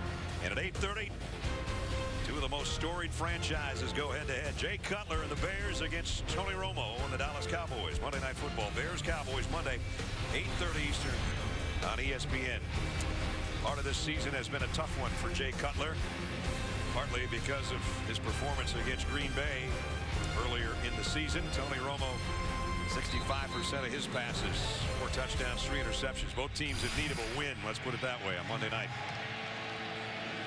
Here on Saturday night from Lincoln, Nebraska, Brad Nessler, Todd Blackledge, Holly Rowe, and a 20-10 Wisconsin lead in the Big Ten opener over the Cornhuskers. You know, the feeling I have right now, you know, like in baseball, when a great hitter pops up and you drop the pop-up and he gets another at-bat, is that dropped interception going to give Wisconsin another opportunity to score here? Play action, the end around pass, and it's incomplete. Intended for Pedersen. See, now that time Stafford made a play for the ball. When he got the pass interference earlier, he made a play on the receiver. This time the safety reads it, and he makes a play on the football. He has good vision on the ball and knocks it away and forces the field goal attempt. If James White puts that a little bit farther toward the sideline, it might have been a completion. But again, he's a tailback, not a quarterback. And it does leave Jack Russell, the freshman, out there to try a field goal here of 41 yards. Russell's kick on the way, and it's no good. Wide left. A break for Nebraska. The best possible scenario for the Nebraska Cornhuskers. Their defense gets the stop. They force a field goal attempt, and the field goal is missed.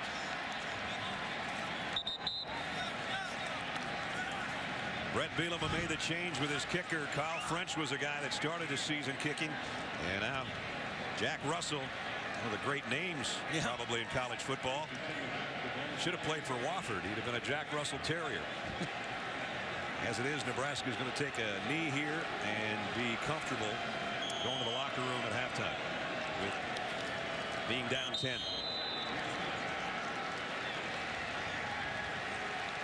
So the Big Ten opener, Wisconsin on the road with a 10-point lead as both teams head to the locker room. A couple of missed kicks, including an extra point, a missed field goal. That could have changed and given Wisconsin a bigger lead. Let's check in with Holly. Well, Brett Bielema, your quarterback, playing in his first road start in a pretty hostile crowd. How do you evaluate his first half performance? You know, I've known Joel for a couple years. He's just kind of the same guy every day. Takes it what it is. You know, we got a couple of points there at the end, get our kicker straight, and come back in the second half, play good football. They were so prolific rushing the ball coming into this game, but your defense has done a nice job stopping their run. Where else can you improve defensively? Well, we'd like to get some turnovers, you know. I think there's some balls, when we get them third down and kind of put some air under it, we got to be able to time it up and try to get a pick, but just kind of stay true with what we're doing, come out and play ball in the second half. Thanks, Coach. Yep.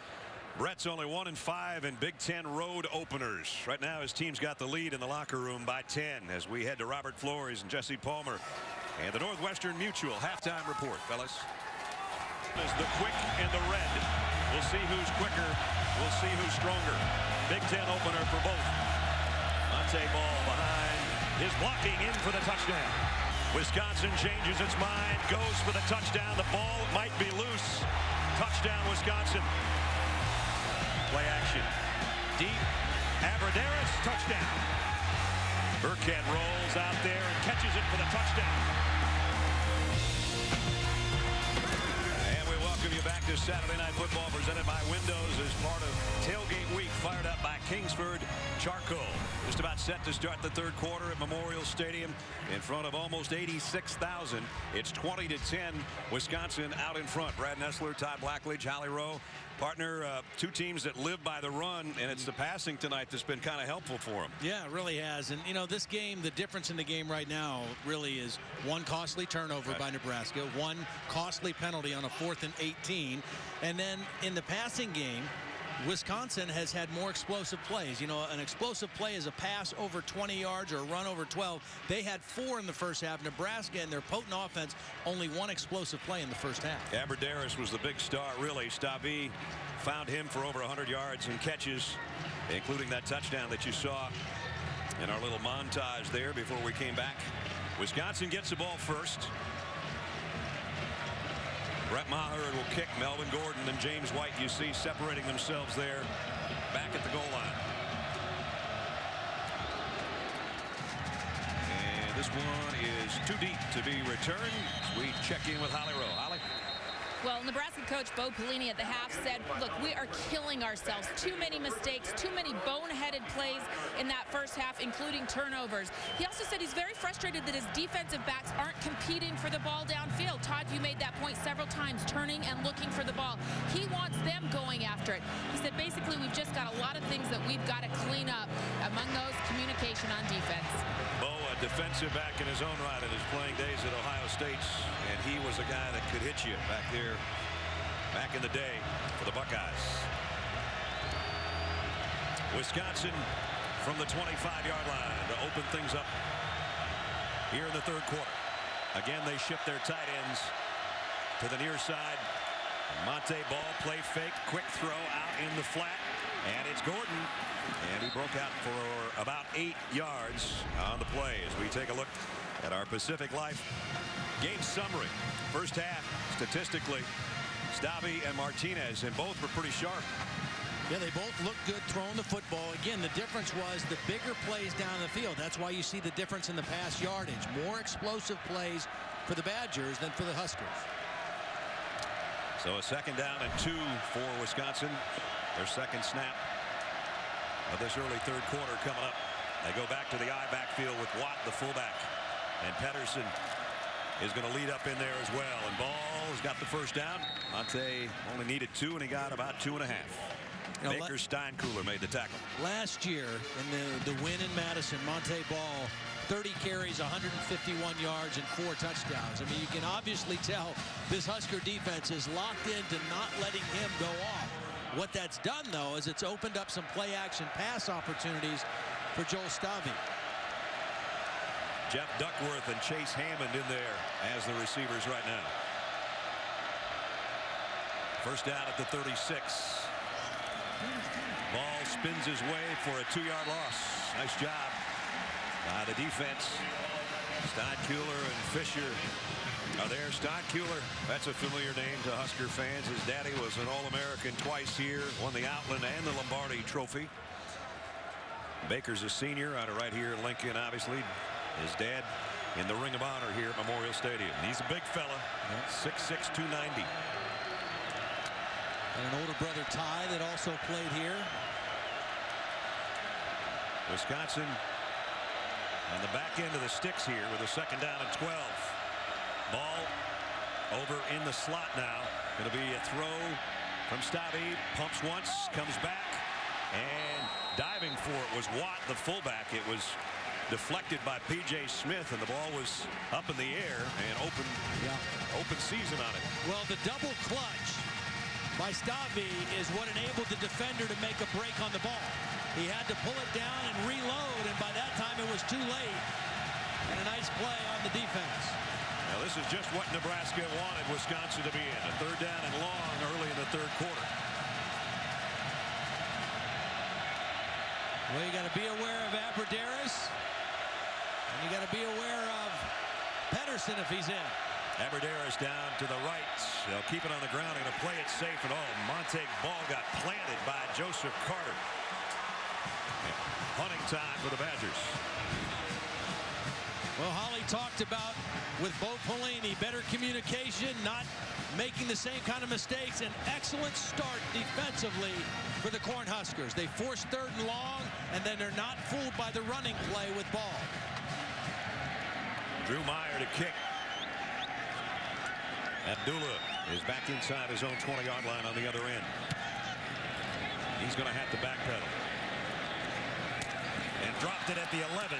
Picks it back up, and he's run out of bounds around the 13-yard line. 53-yard punt, a good one. So Taylor Martinez, who hit his last, 7 passes, I think, to end that quarter. See if he stays just as warm as he was, but that was about 45 minutes ago. Let's take a look at tonight's UPS efficiency updates. Cornhuskers on the season, 318 basically yards a game. Tonight, 68. We knew it was going to be tough against the Wisconsin defense. It's only giving up 81 a game. Nebraska has some playmakers that need to step up here in the 2nd half for Martinez. This is one of them. Burkhead cuts it outside. And let's see, is he horse-collared? No flag. Taylor brings him down. I guess he got him high, but a good run. Nice job. Justin Jackson, the center, is going to pull on this play. He's going to snap the football and then get out in front of the play. Burkhead does a nice job following him right to the edge. Getting close to that for getting the 1st down.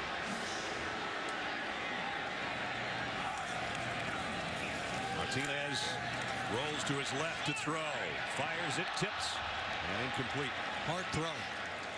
He was trying to go for Jamal Turner, who is one of the guys I think that needs to step up and make some plays. You've got Turner, you've got Kenny Bell, and you've got Kyler Reed. Those are guys that are matchup potential problems for Wisconsin defense. They're all fast and can stretch the field. They've got to get some bigger chunk plays out of their passing game, and those are the 3 guys that can give it to them. There's Bell. He's only got 2 catches for meager yardage tonight. 2 pair of receivers to each side of Martinez. Flares it out high for Bell, and it goes out of bounds, incomplete. Well, they wanted to get it out to him, and just not a good throw. Yeah, that's one that you just got to get your feet set and make an accurate throw. You certainly don't want him to have to jump for that. It's get it to him as quickly as you can and let him try to make a play up the field. Now they'll put a trio of receivers up top for a 3rd down and 10 here. Borland's down at the bottom here in a rush position. Martinez lost the ball. It came off. I think he was in a throwing motion, but Borland's on top of the football, and Wisconsin's got it. See, what they do is they take David Gilbert, who's a defensive end, and they move him inside of Borland. So you've got Gilbert here and Borland here. Both of them are coming to the quarterback. Gilbert is the guy who's going to hit the quarterback, and Borland's going to be the guy who falls on the ball. Was his arm coming forward, though? I thought it was. He tried to anyway. Yeah. The follow-through was there. now they've got it spotted at the 13-yard line. Wisconsin ball. Gilbert is the guy that made some comments this week about thinking Martinez wasn't any different than last year. He says he still looks like he's skipping rocks out there. And for that, he didn't get to start the ball game. But he made an impactful play there. Wisconsin with an opportunity at the Husker 13. Ball follows his blocker, spins his way down to the 6.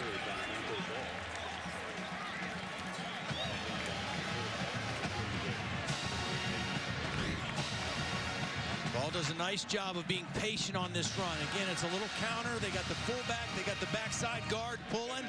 And he doesn't rush the play. He lets those guys get up in the hole. And then he fights forward for about 8 yards.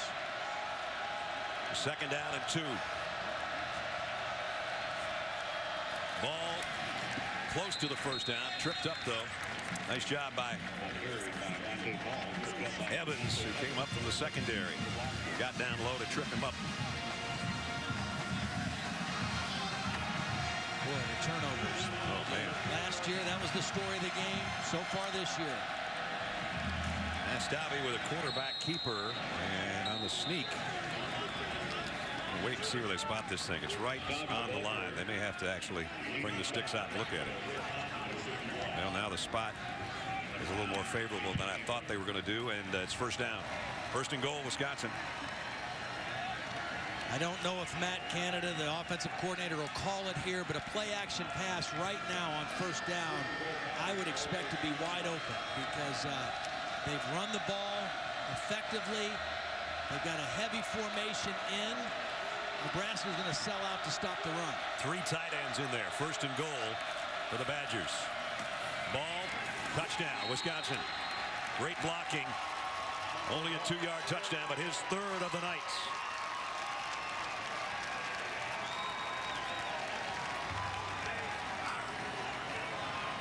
Well, again, they're going to bring the backside guard and Pedersen right up in here. Those 2 guys are going to lead the way for ball. It's a counter, so he hesitates a little bit, gets right on the hip of Pedersen, and follows him into the end zone. Well, Jack Russell had some problems kicking in the 1st half, so Brett Bielema was going back to Kyle French. He'll try this extra point. They've missed one tonight. They don't miss this one. So a costly fumble by Taylor Martinez. And who else would be around the football except Borland, who covered it. And then just 13 yards and 4 plays later, Monte Ball, touchdown number 3 on the night. 27-10 Badgers.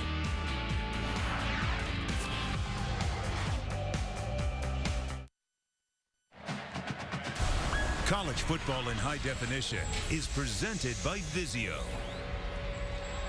You look in on Memorial Stadium, our aerial coverage provided by the MetLife blimp. See how MetLife can provide the coverage you need. MetLife, I can do this.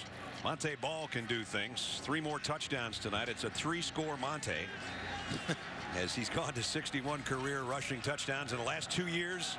7 scores against the Cornhuskers.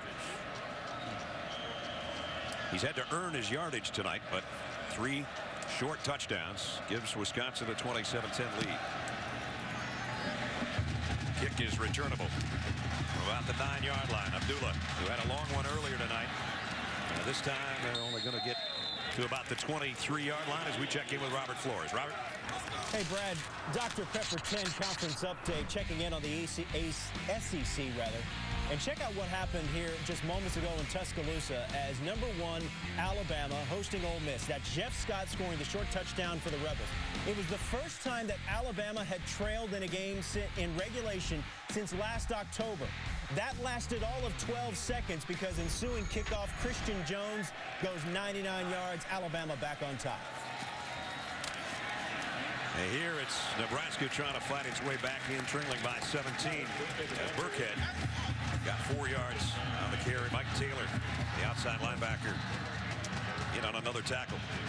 Well, I think it's pretty safe to say for Nebraska, I mean, there's plenty of time left in the game, but they cannot afford to turn the ball over anymore. No. And that was the turn the game last year, and it's the difference in the game this year. Burkhead spinning his way, but Borland won't let him go. Those two linebackers are something else.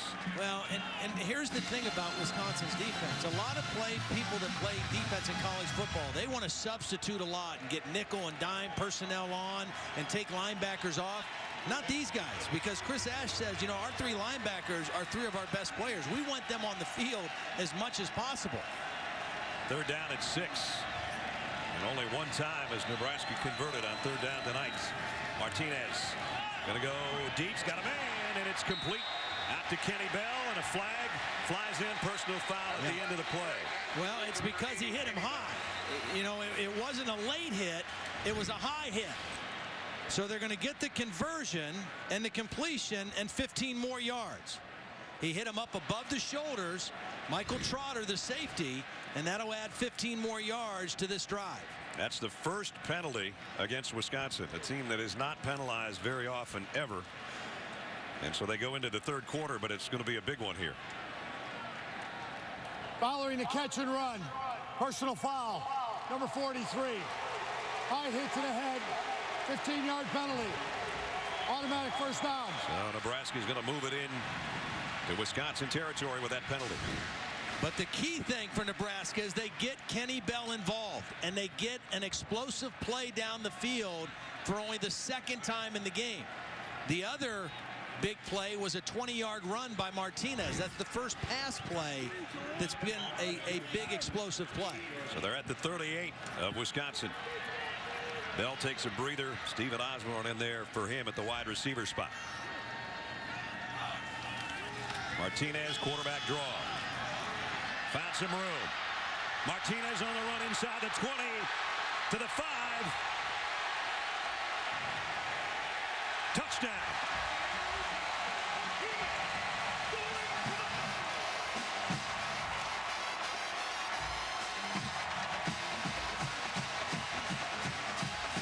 Finally get a chance to use his running ability, Ledge, on that one. Well, again, design quarterback draw. Burkhead's the lead blocker. Watch Stephen Osborne at the left of your screen. The guy who came in for Kenny Bell, a devastating block down the field, and that allowed Martinez to make it a touchdown. It was a good run anyway, but the block by Osborne allowed it to be a touchdown. 38-yard scoring run. Longest run allowed by the Wisconsin defense this year. And it caps a quick drive of a minute and a half to put the Huskers right back in business. Taylor Martinez, his third rushing touchdown of the year. We got a ball game here, this Big Ten opener for Nebraska and Wisconsin.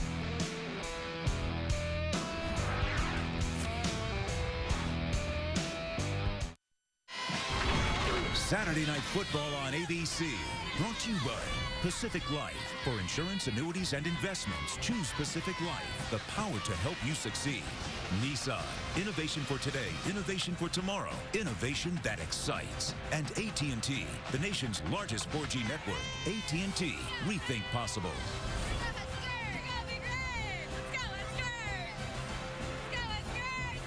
Wisconsin leading by 10, but a 77-yard drive quickly in a minute 33 has put Nebraska right back in this thing.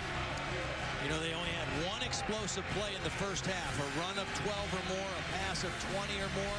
They had 2 in that drive. Yep. Makes a big difference. Maher to kick, and Gordon and White await for the Badgers on the other end. And Maher's not giving them much of an opportunity to return.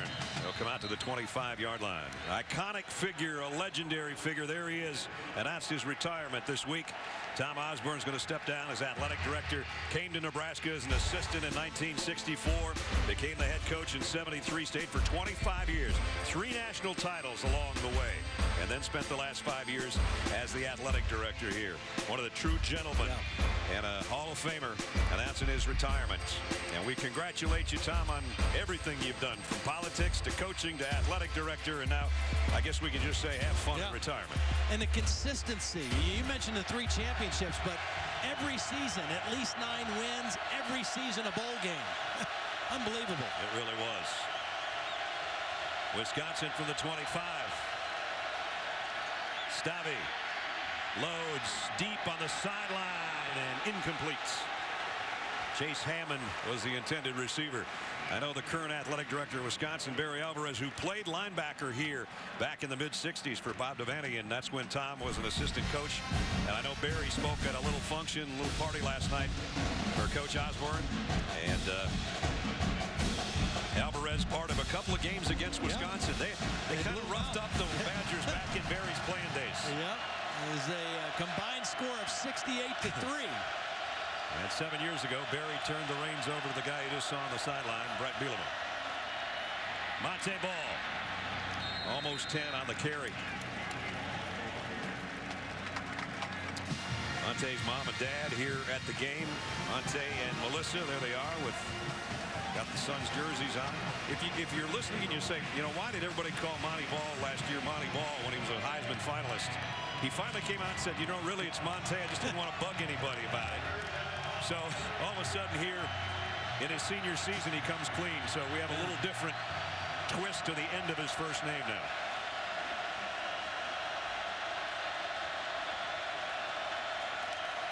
And he'll get the carry.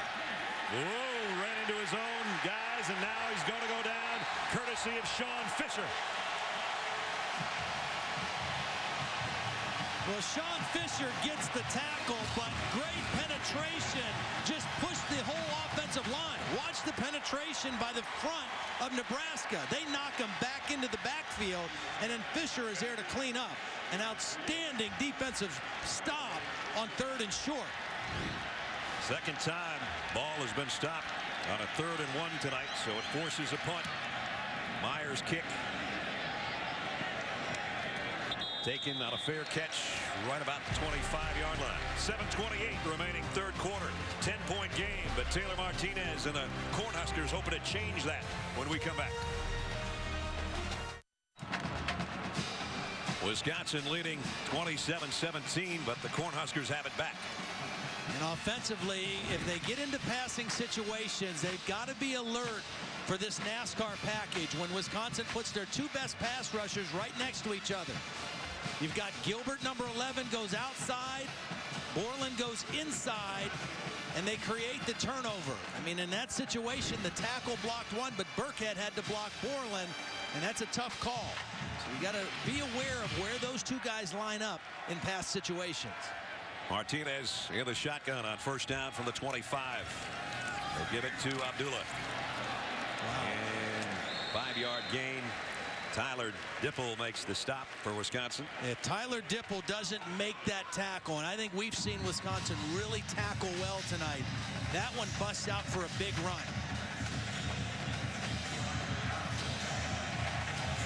Second down at 5 with 7 minutes remaining third quarter. Martinez rides the tailback, gives it to him, and it was a good call. Out to the 42-yard line goes Abdullah. You know, Abdullah, when Burkhead was out with the ankle injury, all he did was run for 119 yards against UCLA and come back and go for 167 against Arkansas State. So he's a guy who has done an excellent job filling in for Burkhead. Burkhead over there on the sideline looking on as Nebraska's got it first down at his own 42-yard line. Play fake. Martinez under some pressure, incomplete. And was that Gilbert dropping into coverage? Well, I think it was. There was pressure from the inside. And again, Martinez is listed at 6'1". He's really only probably 6 foot. And I don't think he could see where his receiver was and threw it outside. Brings up a second down at 10.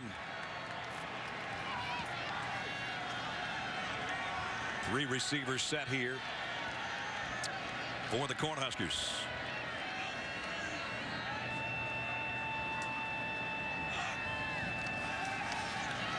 Martinez all day to throw. Deep middle. Got his man. First down toss. Jamal Turner. Pick up a 27. Well, it starts with protection. It's only a 4-man rush. He's got plenty of time. And Jamal Turner, who is a guy who has really looked good in practice. He was a high school quarterback. Last year, he was just kind of learning how to play wideout. But he has excellent quickness, and he comes up with a big catch there. Abdullah, the tailback in the eye now, on a first down at the 31-yard line. He'll get the call and goes for 5 or 6 more. So Abdullah getting in a little bit of a groove here. They had the big fullback in again on that play, Mike Morrow, 250-pounder. He was a tailback in high school, still kind of learning how to play fullback. This is an interesting looking set. They got Burkhead in a kind of a pistol, a loaded pistol, if you will. And coming to the near side and getting tagged out of bounds was Braylon Hurd. He's short of the first down.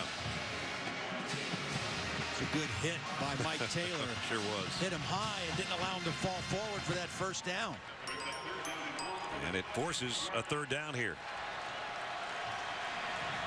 So Abdullah's going to come back in. Burkhead goes out. Morrow stays in there, the fullback spot. Huge third down here for the Huskers. And they get it. And they get 4 or 5 more. You know, it was actually the freshman fullback in there, Andy Janovich, number 35. Watch him lead up in here. They said he was a rancher or a cowboy or something. He loves contact from right down the road, and he drills the linebacker and puts him on his back, and they get the first down. He was a champion wrestler and a bull rider. He was the bulldozer on that last one. Martinez gets nothing on that carry. We're under 5 minutes in the third quarter. Nebraska threatening. Have to come away with points here. Again, you know, you want a touchdown. You've got good momentum. You've got a good drive. But if you're Taylor Martinez, we're still 4 minutes into the third quarter. You know, we got a whole quarter of football to play. We got to get points here, so be smart if you throw the football. All 3 of his receivers are up top, and Abdullah's with him in the backfield. 2nd down and 9. Going to give it to Abdullah, who plants his foot, cuts inside, and got to the 10. Where it'll bring up 3rd down and 4. Well, we've seen already 2 times tonight in 3rd down situations they've called a design quarterback draw for Martinez. We'll see what they call on this one. 10th play of the drive. 3rd down and 4. Biggest play of the drive. Martinez to the end zone. Touchdown. Kyler Reed. They got a flag down.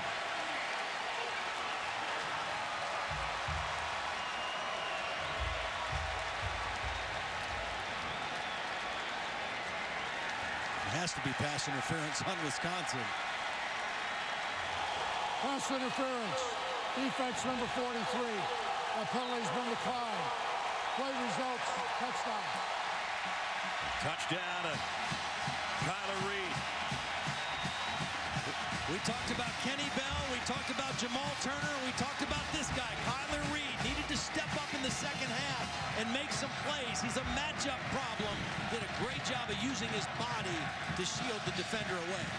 Big extra point here to make it a 3-point game. Kicking's been a little iffy for some teams today, but not in that particular instance. 27-24, 3:47 remaining third quarter as we check in with Robert Flores. All right, Brad, good one in Stillwater between Texas and Oklahoma State. Watch this play here. J.W. Walsh to John Goodlett, hit hard in the end zone, originally ruled incomplete. But upon further review, it's reversed, and it's ruled a touchdown. And Texas's lead in Stillwater down to 2. They went for 2, by the way, the Cowboys did, and missed it.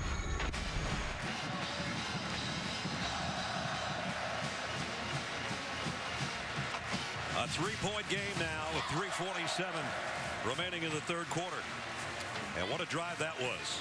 75 yards in 10 plays. Nebraska really mixed it up nicely. Martinez with a touchdown toss. I'll tell you what, I've been impressed with Taylor Martinez tonight. You know, so much talk about he's not a good thrower. His mechanics were messed up the last couple years. The work that he put in the summer and the spring is showing because his balance is better, his stride is better. He's an accurate thrower. His decision-making, his awareness, everything is much better for him this season, and it's showing in critical moments.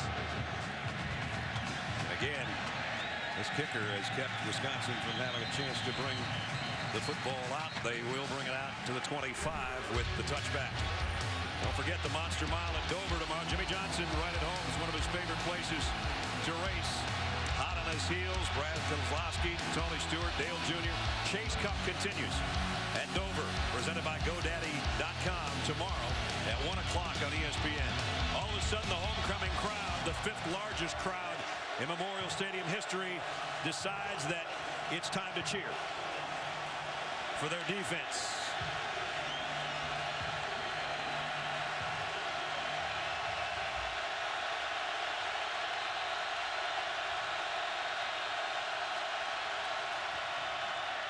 Ball stoned for no gain. You know, it's interesting. This Nebraska defense, their defensive linemen are kind of suited for a game like this. They're two-gap guys. They're aggressive defensive tackles, and they've had to play so much spread offense the first 4 games. They've only played, before tonight, only 5 or 6 snaps of base defense. Wisconsin's a different animal. It plays more to the strength of this defense. And the crowd is only going to get louder for young Joel Stave.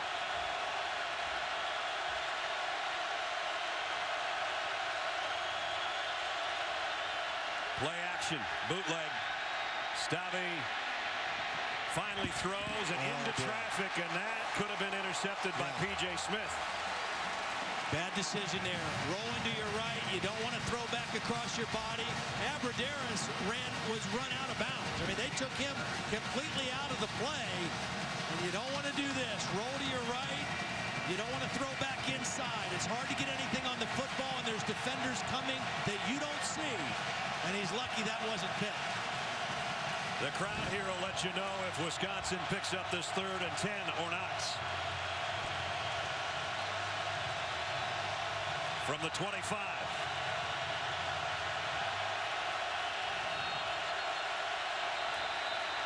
Wisconsin's going to take a timeout.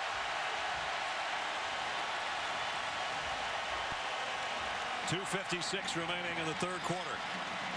And a huge 3rd down and 10 coming up for both these teams. For Wisconsin, for their offense, and obviously for the Cornhuskers trying to stop them to get the football back. All new ABC on Thursday.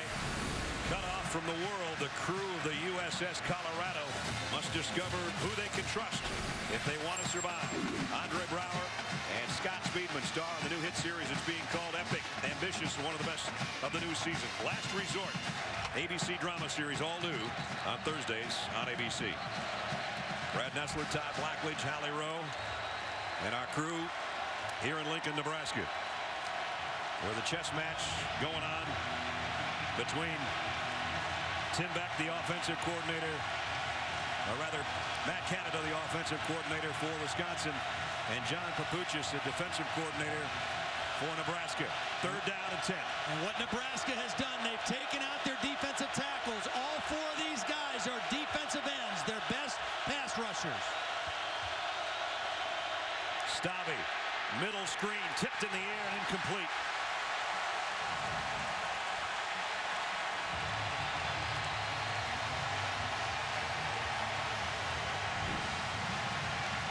They put fast pass rushers in. They get into Stave's face. They try to go underneath, and it's swallowed up.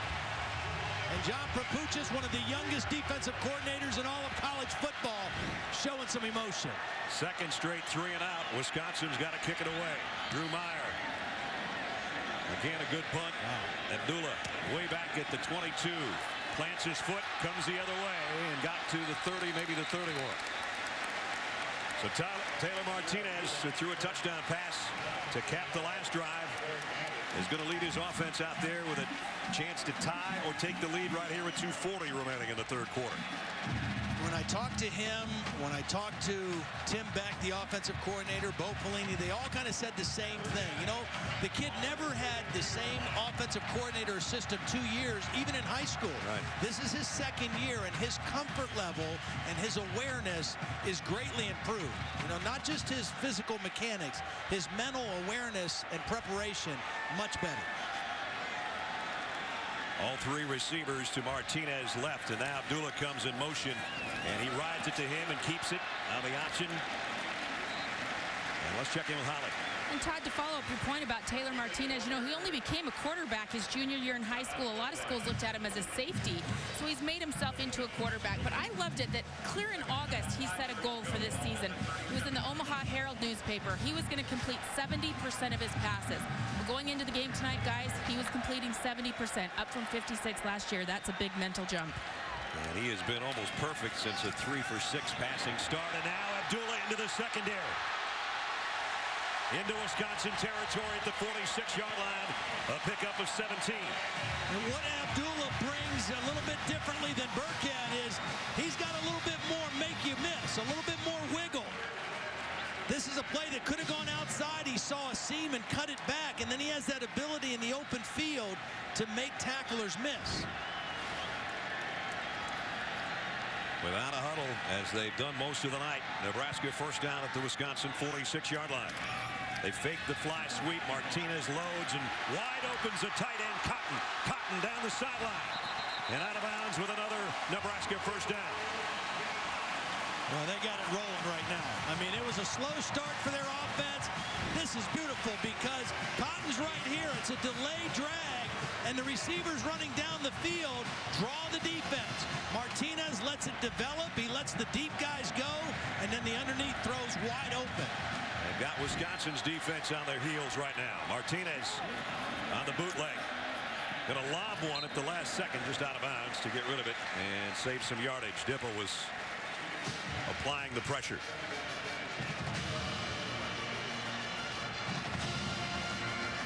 Nebraska with Martinez 158 yards and a couple of touchdown passes within 3 right here, and they're in field goal range already. They're thinking about taking the lead here at home. And again, remember Kyler Reed, one of those impact players. Martinez, deep drop, lobs it out to Burkhead. They had a screen set up, but not a very good one. Or Wisconsin played it very well defensively. Yeah, didn't fool the Badger defense at all, and that's a wasted play, and it brings up 3rd and long. Not only a wasted play, they lost a yard. I guess there's a flag down. I did not see it.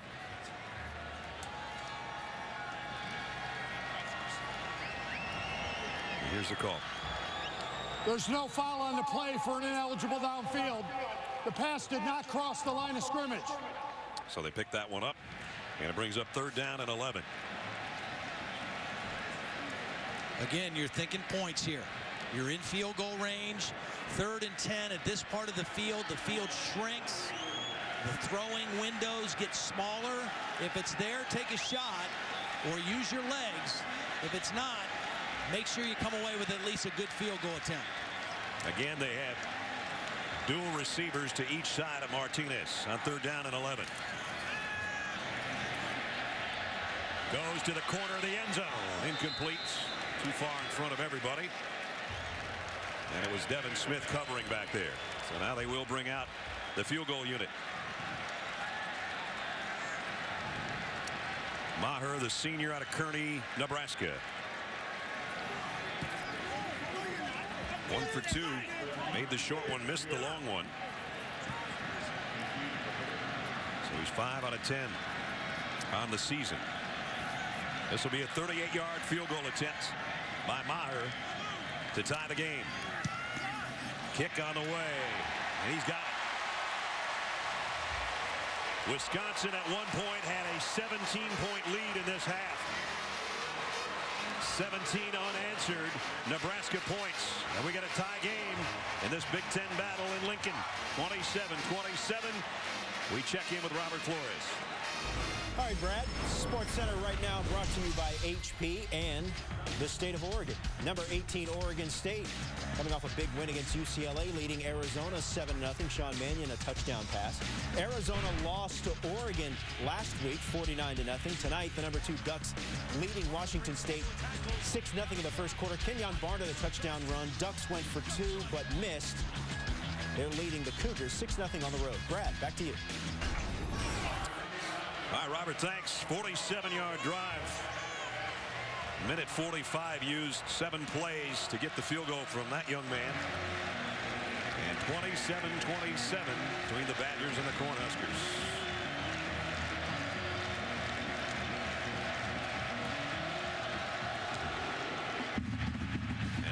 blast this one again. And again, Wisconsin will have to start at the 25-yard line. Taylor Martinez. Todd, we've been talking about him all night. He's looked special. He really has. I mean, he was solid in the first half, just wasn't able to make any big plays down the field. Did get the touchdown throw to Burkhead, but in the second half, he's generated some more explosive plays, sometimes with his legs, sometimes throwing the football. But the bottom line is he has gotten this Nebraska offense on track. They've got momentum, and they're right back in this football game. Remember, he threw 3 interceptions last year in Madison in the shellacking that Nebraska took at the hands of the Badgers. Whole different story right now. Under 16 minutes to go in a tie game. And again, Monte Ball is going the wrong direction. And Baker Steinkuhler with the stop. I'll tell you what, they're just getting whipped up front. This was an extra offensive lineman. All right, look at all these guys here, and they still can't get any push. They outnumber the Nebraska defense, and they push them back into the backfield. That was that extra tackle lined up as a tight end, and Baker Steinkuhler said, we're not having any of that. That's the 6th time tonight that Ball has been stopped for no gain or a loss. He lost a yard there. 2nd down, 11.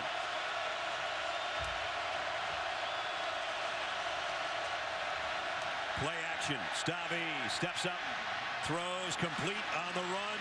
Aberderis, who else? Out at the 50-yard line on a 1st down, Wisconsin. Yeah, I mean, if you're Nebraska, he's the guy that can beat you, Aberderis. You can't let him run across your defense unencumbered. And they turn him over. One guy turns him over to the next guy, but you don't want him crossing the field without anybody that close to him, because he's the one guy on that Wisconsin team that can really hurt you down the field. He's got 133 yards receiving, Aberderis does, as the 3rd quarter comes to a close. This presentation of Saturday Night Football, presented by Windows, will continue after this message and a word from our ABC stations.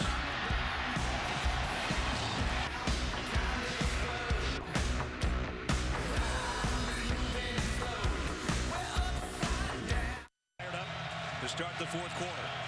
We're tied at 27. The ball is exactly at midfield. It's been that even, courtesy of 17 unanswered points in an 8-minute stretch for the Cornhuskers in quarter number 3.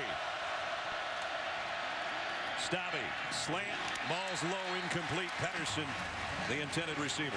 That was the 24th 1st down play for Wisconsin, and only the 7th time that they've thrown. And you know, when you get an opportunity like that, you got to make the completion. That was an open receiver, a normally reliable guy in Pedersen, just not a very good throw that time by Stavi. And 2nd and 10 is a little more tough.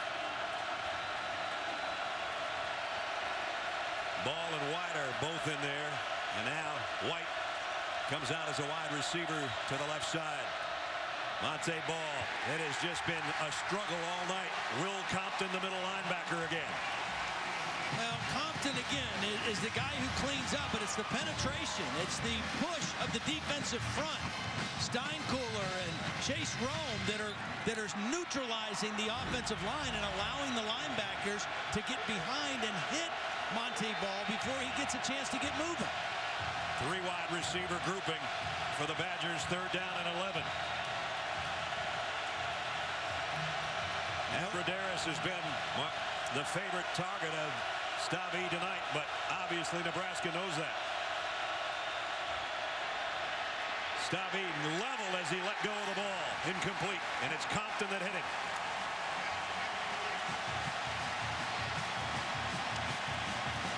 It was a little bit of a delay blitz by Compton. He didn't come right away. He was lined up off the line of scrimmage right here. And he's going to delay a little bit and then shoot right in here and get into the chest of Stavi right as he throws. He loops around and limits the ability of Stavi to step into that throw. Limits the ability of Stavi to breathe, I think, after he hit it. Meyer to punt. Abdullah, who's been a big part of not only the offense but the special teams tonight, is going to have to call for a fair catch on this one at around the 16-yard line. 14 minutes, 3 seconds remaining. Will Compton, the senior linebacker, has been the star on defense for that black shirt defense of the Cornhuskers tonight.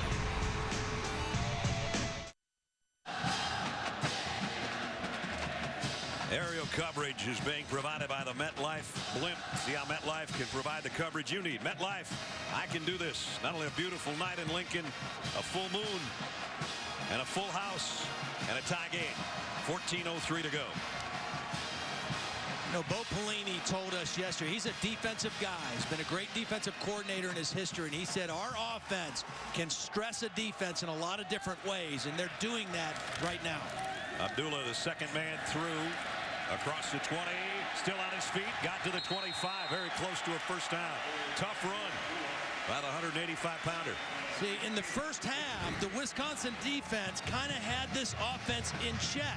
Part of it was turnovers. Part of it, they didn't have that many plays. They didn't convert on third down. But now in the second half, you're seeing the stress that this offense can put on you with backs like Burkhead and Abdullah, wide receivers like Bell, and then, of course, the running ability of Martinez as the quarterback.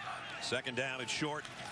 Martinez play fake and throws over the middle, and that one was a little scary. Flags are down. I think it hit Choi in the back, the left guard. Bill Lemonnier with a call here. Holding. 63 offense. 10 yards, previous spot. Still second down. Andrew Rodriguez with the holding call. Wasn't a very good play. Chase Roan, I think, was dropping back. It was a little weird looking from the get-go. Or Ethan Hamer, I should say. Dropped back in there. So it puts Nebraska in long yardage. It's been penalty-free tonight for the most part, as you can see. Wisconsin with only one. But second down and 11. All three receivers for Martinez to the near side. And they're going to run it the other way to Abdullah. And Abdullah, the ball came out. Martinez scooped it up. And he's got a first down. Wow. How fortuitous was that hop? That's running to the edge and then living on the edge is what that is. The ball bounces.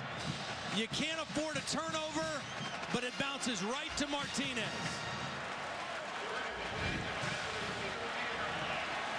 You couldn't do that if you practiced it. First down at the 30. Burkhead back in there. And he comes on a counter for 5 more.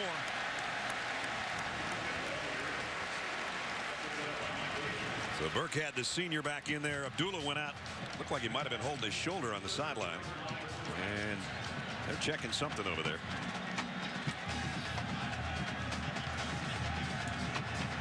But he has all but a couple of his yards rushing tonight in the second half. Burkhead again. Pops through there. First down. He gets all the way to the 45-yard line. 11 more for Rex Burkhead. Well, and again, the freshman fullback, Andy Janovich, is in there. He's leading the way. Good blocking at the point of attack, and now you're starting to see this offensive line get some push on this Wisconsin defense. Another first down for the Cornhuskers. Burkhead wraps both arms around the football and carries a would-be tackler all the way down the sideline. 20 more yards.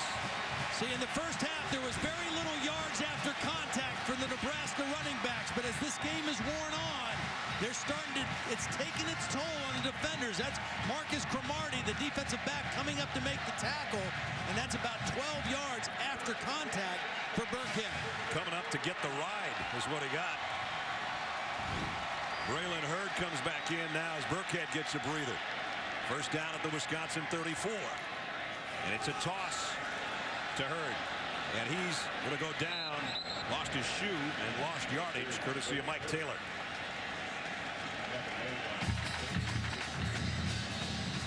Taylor and Borland in on just a whole bunch of tackles tonight for the Wisconsin defense. Abdullah has come back in, so he's all right. Nebraska's got 160 yards on the ground this half, Todd. Wisconsin showed blitz there for a second with Taylor and Borland both coming up. Now they back out of it. Play clock down to 3. Down to 2. They just got it off. And it's Martinez who keeps it. Got a block in front. He's got a first down. Inside the 20.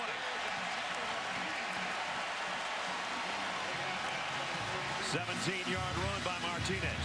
Nice read by Martinez. He holds that ball in the belly as long as he can until he gets the commitment from the defensive tackle. Once the tackle commits to that play, he pulls the ball out and runs right up the field.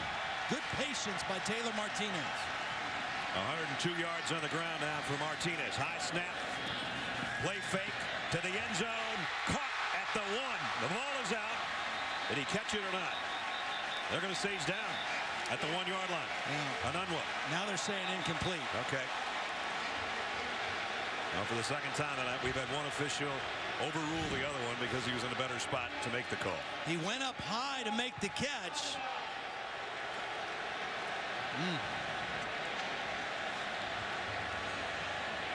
Of course, they deal with this a little differently in college than they do in the NFL. I mean, you got to catch it all the way through the process in the NFL.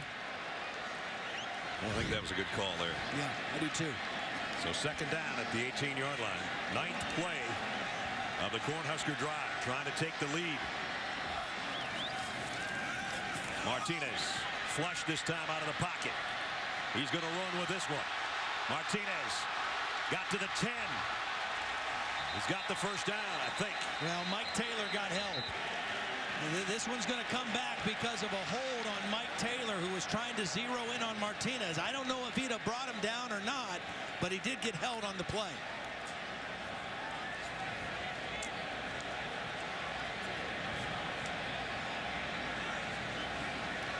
Illegal block in the back. Number 8. 10-yard penalty. Spot of the foul. Repeat second down. It's on Abdullah. Here's Abdullah right here. Watch towards the end of this play. He's going to be blocking on Mike Taylor as he tries to help his quarterback, Martinez. Right there, the block in the back on Taylor. Again, I don't know if he'd have made the tackle or not. I see some fatigue in this Wisconsin defense that I haven't seen much of so far tonight. Changes the complexion, obviously, of this play. It's back to the 24-yard line with the spot foul. Second down and 16 now. If you're Martinez, you're thinking, get half of this. Let's just try to get 7 or 8 here. Martinez, plenty of time to throw. That one's batted down at the line of scrimmage. And it's 3rd and 16.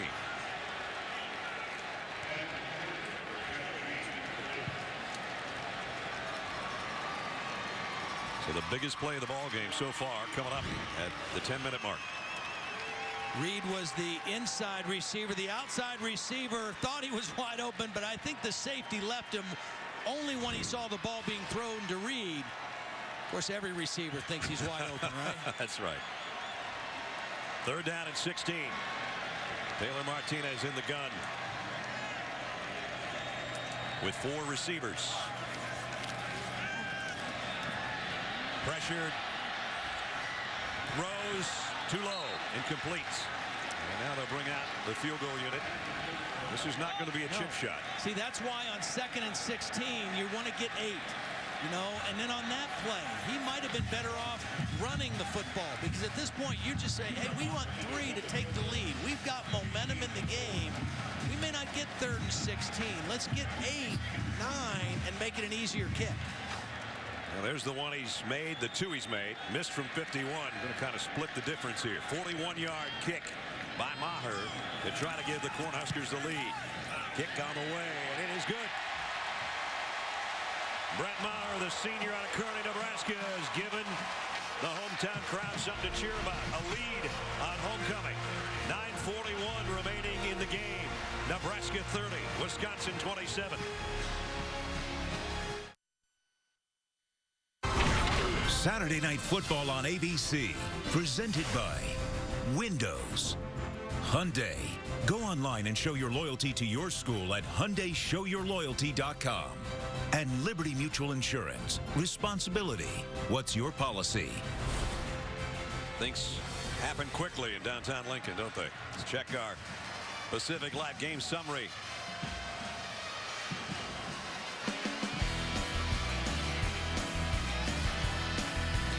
First lead of the night for Nebraska. Martinez, 157 passing, 107 rushing. Monte Ball, 3 touchdowns, but he's been held in check most of the nights. And the second half, Wisconsin's gotten almost nothing, Todd. Yeah, 56 yards, and 26 of that came on one pass play to Abrederis. So a real challenge now for Joel Stavy and this Wisconsin offense to gain some momentum back.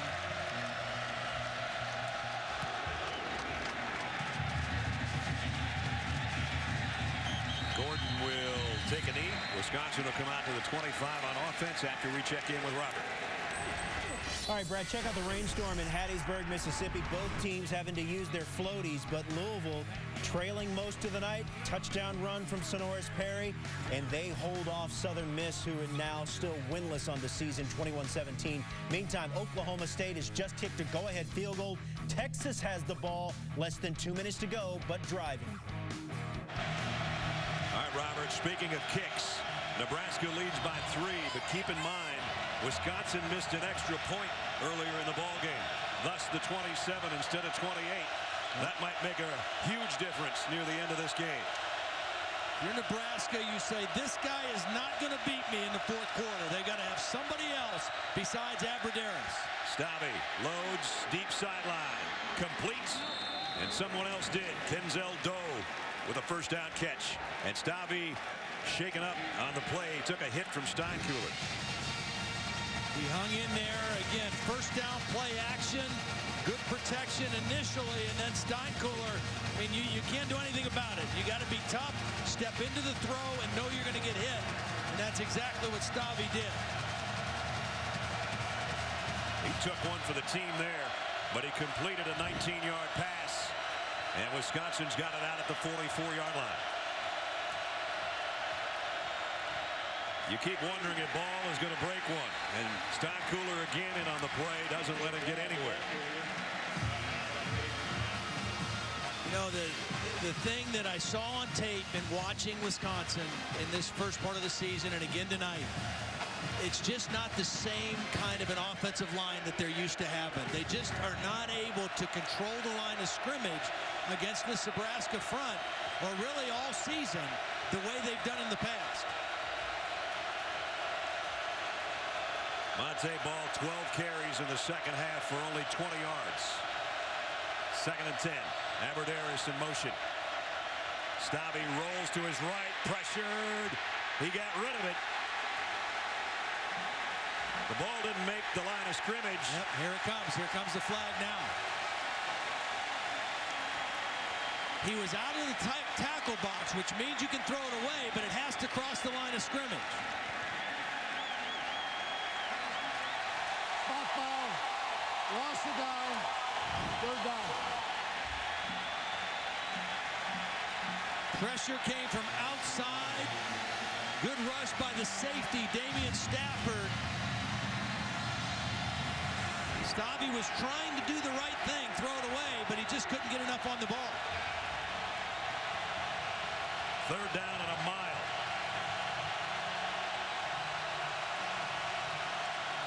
Danny O'Brien has come in at quarterback. The guy that started the season before Stavy took over for him. I think this almost has to be a run. I don't even know if he warmed up on the sideline.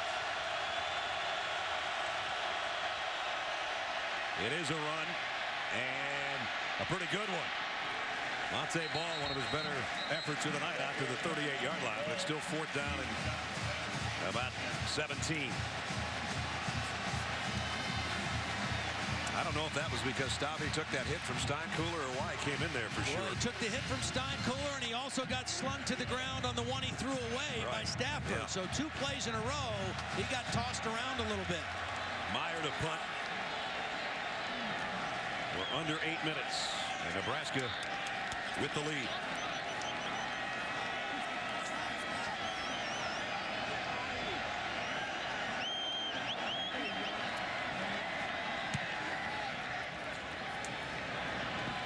Abdullah takes the fair catch at the 21-yard line.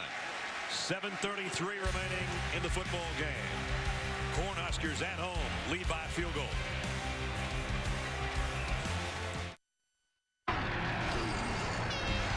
floors with an AT&T All-America Player of the Week nominee, and I have a feeling this guy's going to win it. West Virginia quarterback Geno Smith, 656 yards passing, 8 touchdowns as West Virginia held off Baylor 70-63. Text vote to 34763. He's got my vote, Brad. Somebody else gets it. It's going to be an upset, Robert. That's for sure. He's got mine too. Nebraska fans enjoying the night. Their team in front, but still half a quarter to go. Doesn't it just feel, though, that there's a turnover here that could still change this thing? No doubt. Burkhead waited for his blockers, and it paid off. He got 5 yards. Nebraska might have started slow in this game, but in this second half, their last 4 drives, 77, 75, 47, and 60. And that 20 unanswered points. That's why they're in front right now, 30-27.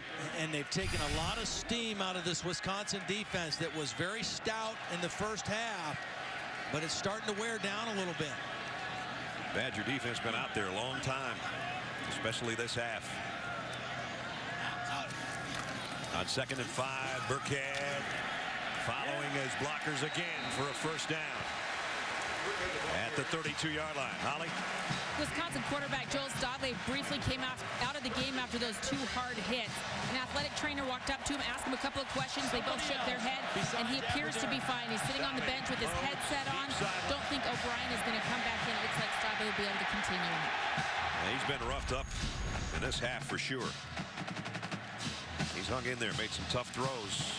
He just wants the opportunity to make a few more throws. We're down to 6:25 remaining in the 4th quarter. Burkhead follows his fullback, actually ran into his fullback, and this time only got about a yard as Dipple made the stop. The reason I think that Nebraska has to make sure they take care of the football right here is I think their defense has taken control of the game on the other side. I don't think Wisconsin will be able to drive a long field and score in the last 6 minutes. The only way that is going to be a problem is if a turnover gives them a short field. I really think that Nebraska's defense has really locked in here in the second half. So right now, Taylor Martinez, take care of the ball and use the clock. Milk as much clock as you can for your defense. Abdullah, slot man, comes in motion. They fake the sweep to him and they throw, and it's complete, but Wisconsin's there to meet it. And Nunwa brought down by Devin Smith. Nunwa has a little different skill set than their other receiver, Kenny Bell. He's a bigger, more physical guy. Excellent blocker, particularly in crackback blocks in this Nebraska running game. But a big physical guy out on the perimeter. 3rd down of the game right here. Second half, Nebraska has been 3 for 6. They were 1 for 5 in the first half. 3rd down and 4. Martinez fires near side. First down toss. And then some. Kenny Bell to the 45-yard line.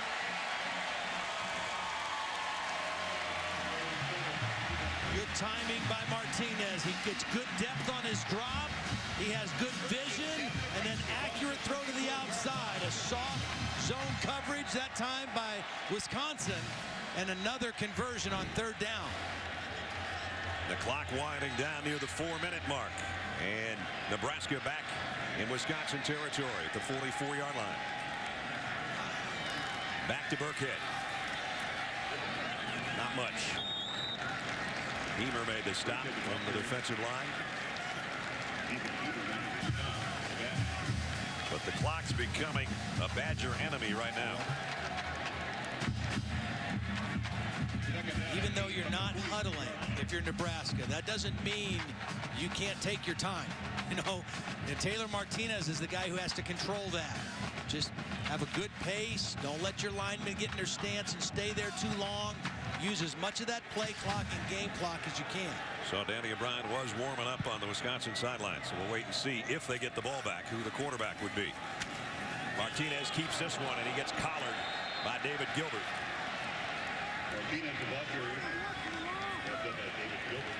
And here comes another big 3rd down. But now we're going to be down near the 3-minute mark when they snap it. This is the 8th play of the drive coming up. Nebraska started this at their own 21 with it was about 4 minutes ago, a little over 4 minutes ago. Wisconsin needs to stop here big time.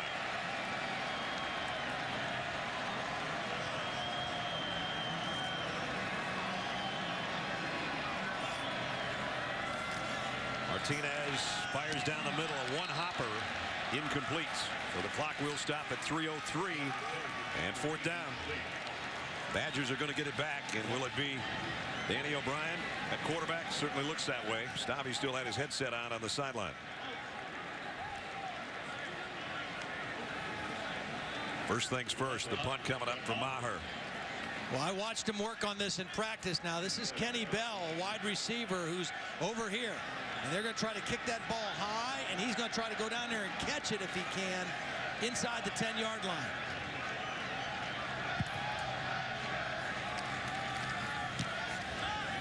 There's the kick. Doe camps under it at the 10. 32-yard punt. Wisconsin will have a chance with a new quarterback at the helm. They'll take over at their 10 with 2:55 remaining. Get your NFL Sunday started off right. Sunday NFL Countdown, 10 a.m. Eastern on ESPN. Chris Berman and the gang provide all the latest news and updates from stadiums around the league. At 11 on ESPN2, it's information you need to get your lineup set and give you an edge in your leagues with fantasy football now. Reality football right here at Memorial Stadium in Lincoln. Wisconsin starts at its own 10-yard line. Had they not missed an extra point earlier, a field goal would win this game. Now it's a field goal to tie, a touchdown to win, and a long way to go for Danny O'Brien at quarterback. His first throw's complete to Aberderis for 8 or 9. The coaches told us that it was a very close quarterback competition all summer, and that Danny O'Brien won the job primarily because he took care of the ball in the summer. He didn't turn it over. But that's what lost him the job about midway through. Second and a yard. O'Brien throws complete. Denzel Doe, and it's a first down out to the 25. Also, Wisconsin used one of its timeouts in the third quarter, so they've got 2 left. 2 left and plenty of time. Again, this is a fifth-year senior, an older guy, a guy who's played a lot of football. O'Brien scanning the field, running out of time. Got away from the rush and just gets rid of it over to the Wisconsin sideline. Eric Martin was the guy trying to wrap him up, and Danny O'Brien wisely wheeled away from him and threw that thing out of bounds without losing any yardage. Once again, I don't think you have a threat of Danny O'Brien beating you running the football. I think you got to make sure you try to double cover Aberderis as much as you can if you're Nebraska. Injured player is Eric Martin, a defensive end, and probably a cramp. Yeah. One of their speed rushers, actually came in leading the team in sacks.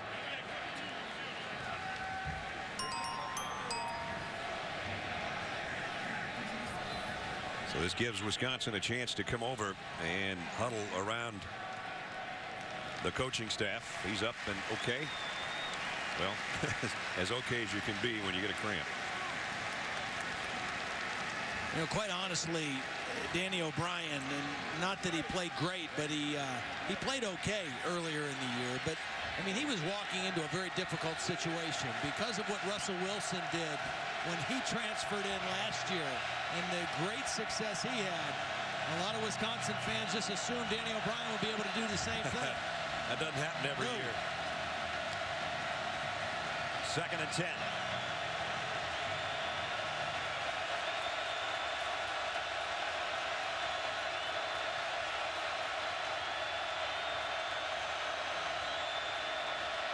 O'Brien, delayed blitz coming. He's going deep. Sideline just overshot. And a flag flies in. Was Chase Hammond down there. And Mohamed Cisse was the guy covering. Oh, my goodness.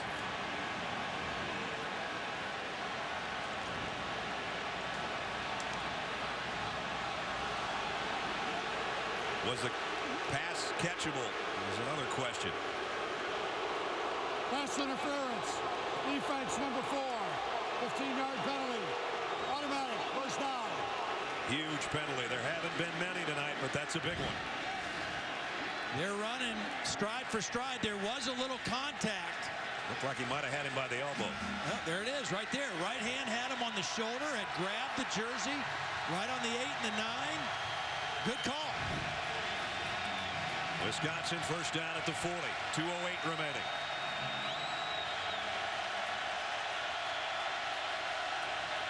Monte ball in the backfield with O'Brien in the shotgun. Here comes a blitz. Ball on a quick opening draw, trying to get something out of it, and does get 4. You know, Brett Bielema also told us that Danny O'Brien is a little bit better running the 2-minute offense, and that he might have even played in this game even if Stavi was okay because of his experience with this part of the game. 1:45 left. O'Brien low snap. He was had down. his knee down? Yep, sure did. He had to go down to try to field the snap.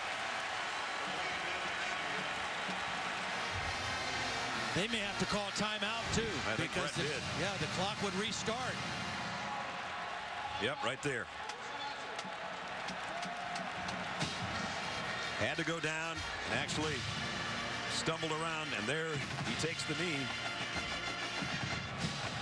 So that's going to make it 3rd down and tough, but obviously it's 2-down territory for Wisconsin. But they were forced to use their second timeout. They used one earlier in the 3rd quarter. Now you got a quarterback, like you said, transfers in, hadn't played the whole game for the most part, and now you're here in front of 86,000 people's in a pretty tough spot. Yeah, he's in a tough spot, but can you imagine how he would endear himself to the Wisconsin faithful again if he could bring him back and at least tie this game and give him a shot in overtime. But it's tough because I think the Nebraska defense has really locked down on this offense in the second half. And I really credit Bo Pelini, John Papuchis for getting their communication stuff straight in the second half and in the locker room at halftime, because we haven't seen the confusion and the mix-ups with this defense like we did in the first half. Well, 2-down territory for the Badgers. They won't get it back again if they don't pick up 11 yards in the next play or 2. O'Brien looks left, now back to his right, fires, and it's complete. And where's the spot going to be? About a foot shy, it looks like, of a first down. They're moving the chains already. Maybe our yellow line wasn't exactly where I thought it was. At any rate, the chains have been moved. Not much they can do about it now. Clock stopped while they move the chains. Right at midfield. And now, play is stopped here.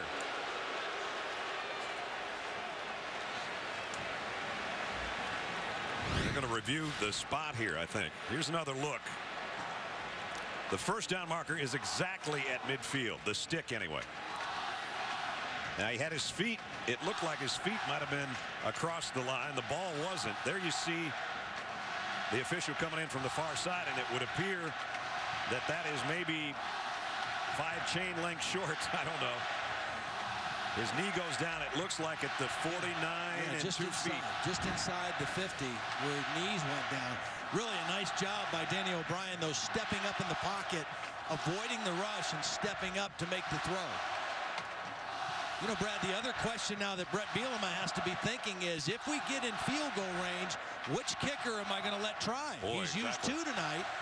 Kyle French's long this year is only 35 yards. So, I mean, you know, which guy is he going to entrust to try to tie this football game? The other guy is a true freshman, Jack Russell, who had troubles earlier. That's French, the sophomore.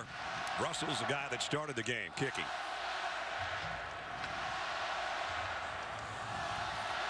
But first, we have to go through a review about the spot on the catch.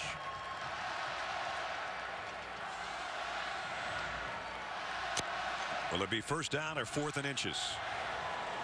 Following the video review, we had a catch, but the runner was short of the line to gain. The ball be placed at the 49.5-yard line. 4th down. Clock operator. The clock will start on the ready for play. I remember a couple 3rd-and-1 situations earlier. The Nebraska defense has really smashed them. This is not a gimme. Even with Monte Ball, it hasn't been a gimme tonight, and it's not a gimme right now on 4th and 1. O'Brien, the quarterback, weighs 223 pounds, but this is for the ball game right now. Patterson, the tight end, moves. Everybody stacked up close for Nebraska. Ball hitting the backfield. The ball is out. Nebraska's got it, and they'll have the ball game.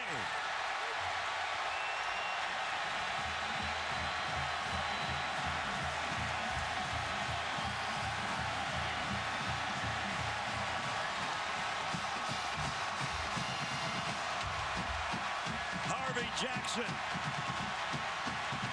Monte Ball would not have gotten the first down, but the ball didn't even make it into his arms. Nope, because he was looking at Alonzo Whaley, the linebacker from the backside, who shot through there unblocked. Monte Ball took his hands, his eyes off the ball, and looked at the linebacker, and John Papuchis' defense comes up with another short yardage gem.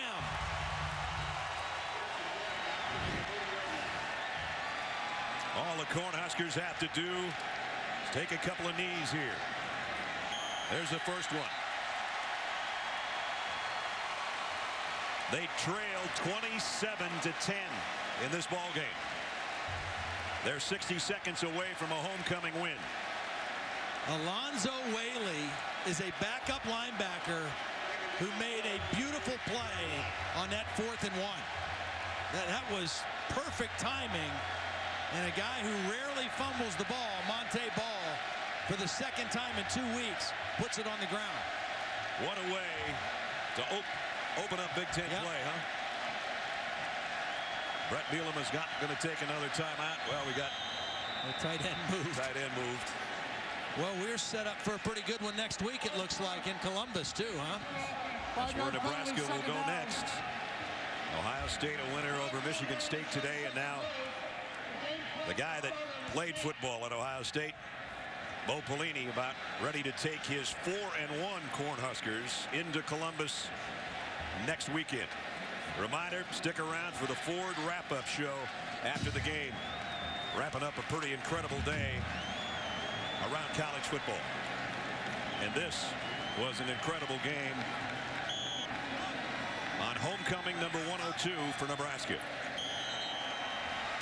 I just think the ability of Taylor Martinez to keep his poise and to keep this offense calm even when things were tough early, and to find their way to come all the way back and win this, very impressive. Second biggest comeback in Nebraska history. 30-27, 20 unanswered points. And they win it at home to go to 4-1. Let's check in with Holly. Well, Coach Pelini, at halftime, what adjustments did you make defensively? Because the second half was a very different story for you on defense. Well, it was just really just a few simple adjustments. It was just execute.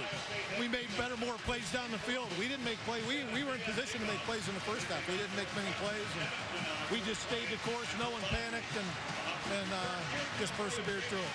How do you describe your defense coming up 3rd and 1 so many times and they get a stop on a team like Wisconsin? You know what? They got after it. I thought our guys played well up front. We executed. And, you know, I give Wisconsin a lot of credit. They came out here and played their butts off. That was a heck of a football game. Even though there were some turnovers, your team had some resilience and got their composure back. How do you describe how the offense came back from those turnovers? You know what? Like I said, we talked in the house. They said we've been in worse spots than this before, and just persevere and stay the course and keep doing what you got to do. And I think we did that. No one panicked and stayed together as a team. Thank you, Coach. Thank you. I think Bo said it best. Heck of a football game. Nebraska wins it 30-27, the final score. Don't forget, our season will conclude with the Discover BCS National Championship game on Monday, January 7th of 2013. What a game. Big Ten opener goes to the Cornhuskers over the Badgers. It's going to wrap it up for Todd Blackledge and Holly Rowe. Brad Nessler from Lincoln, Nebraska, as we send it to Robert Flores. All right, Brad, welcome inside our college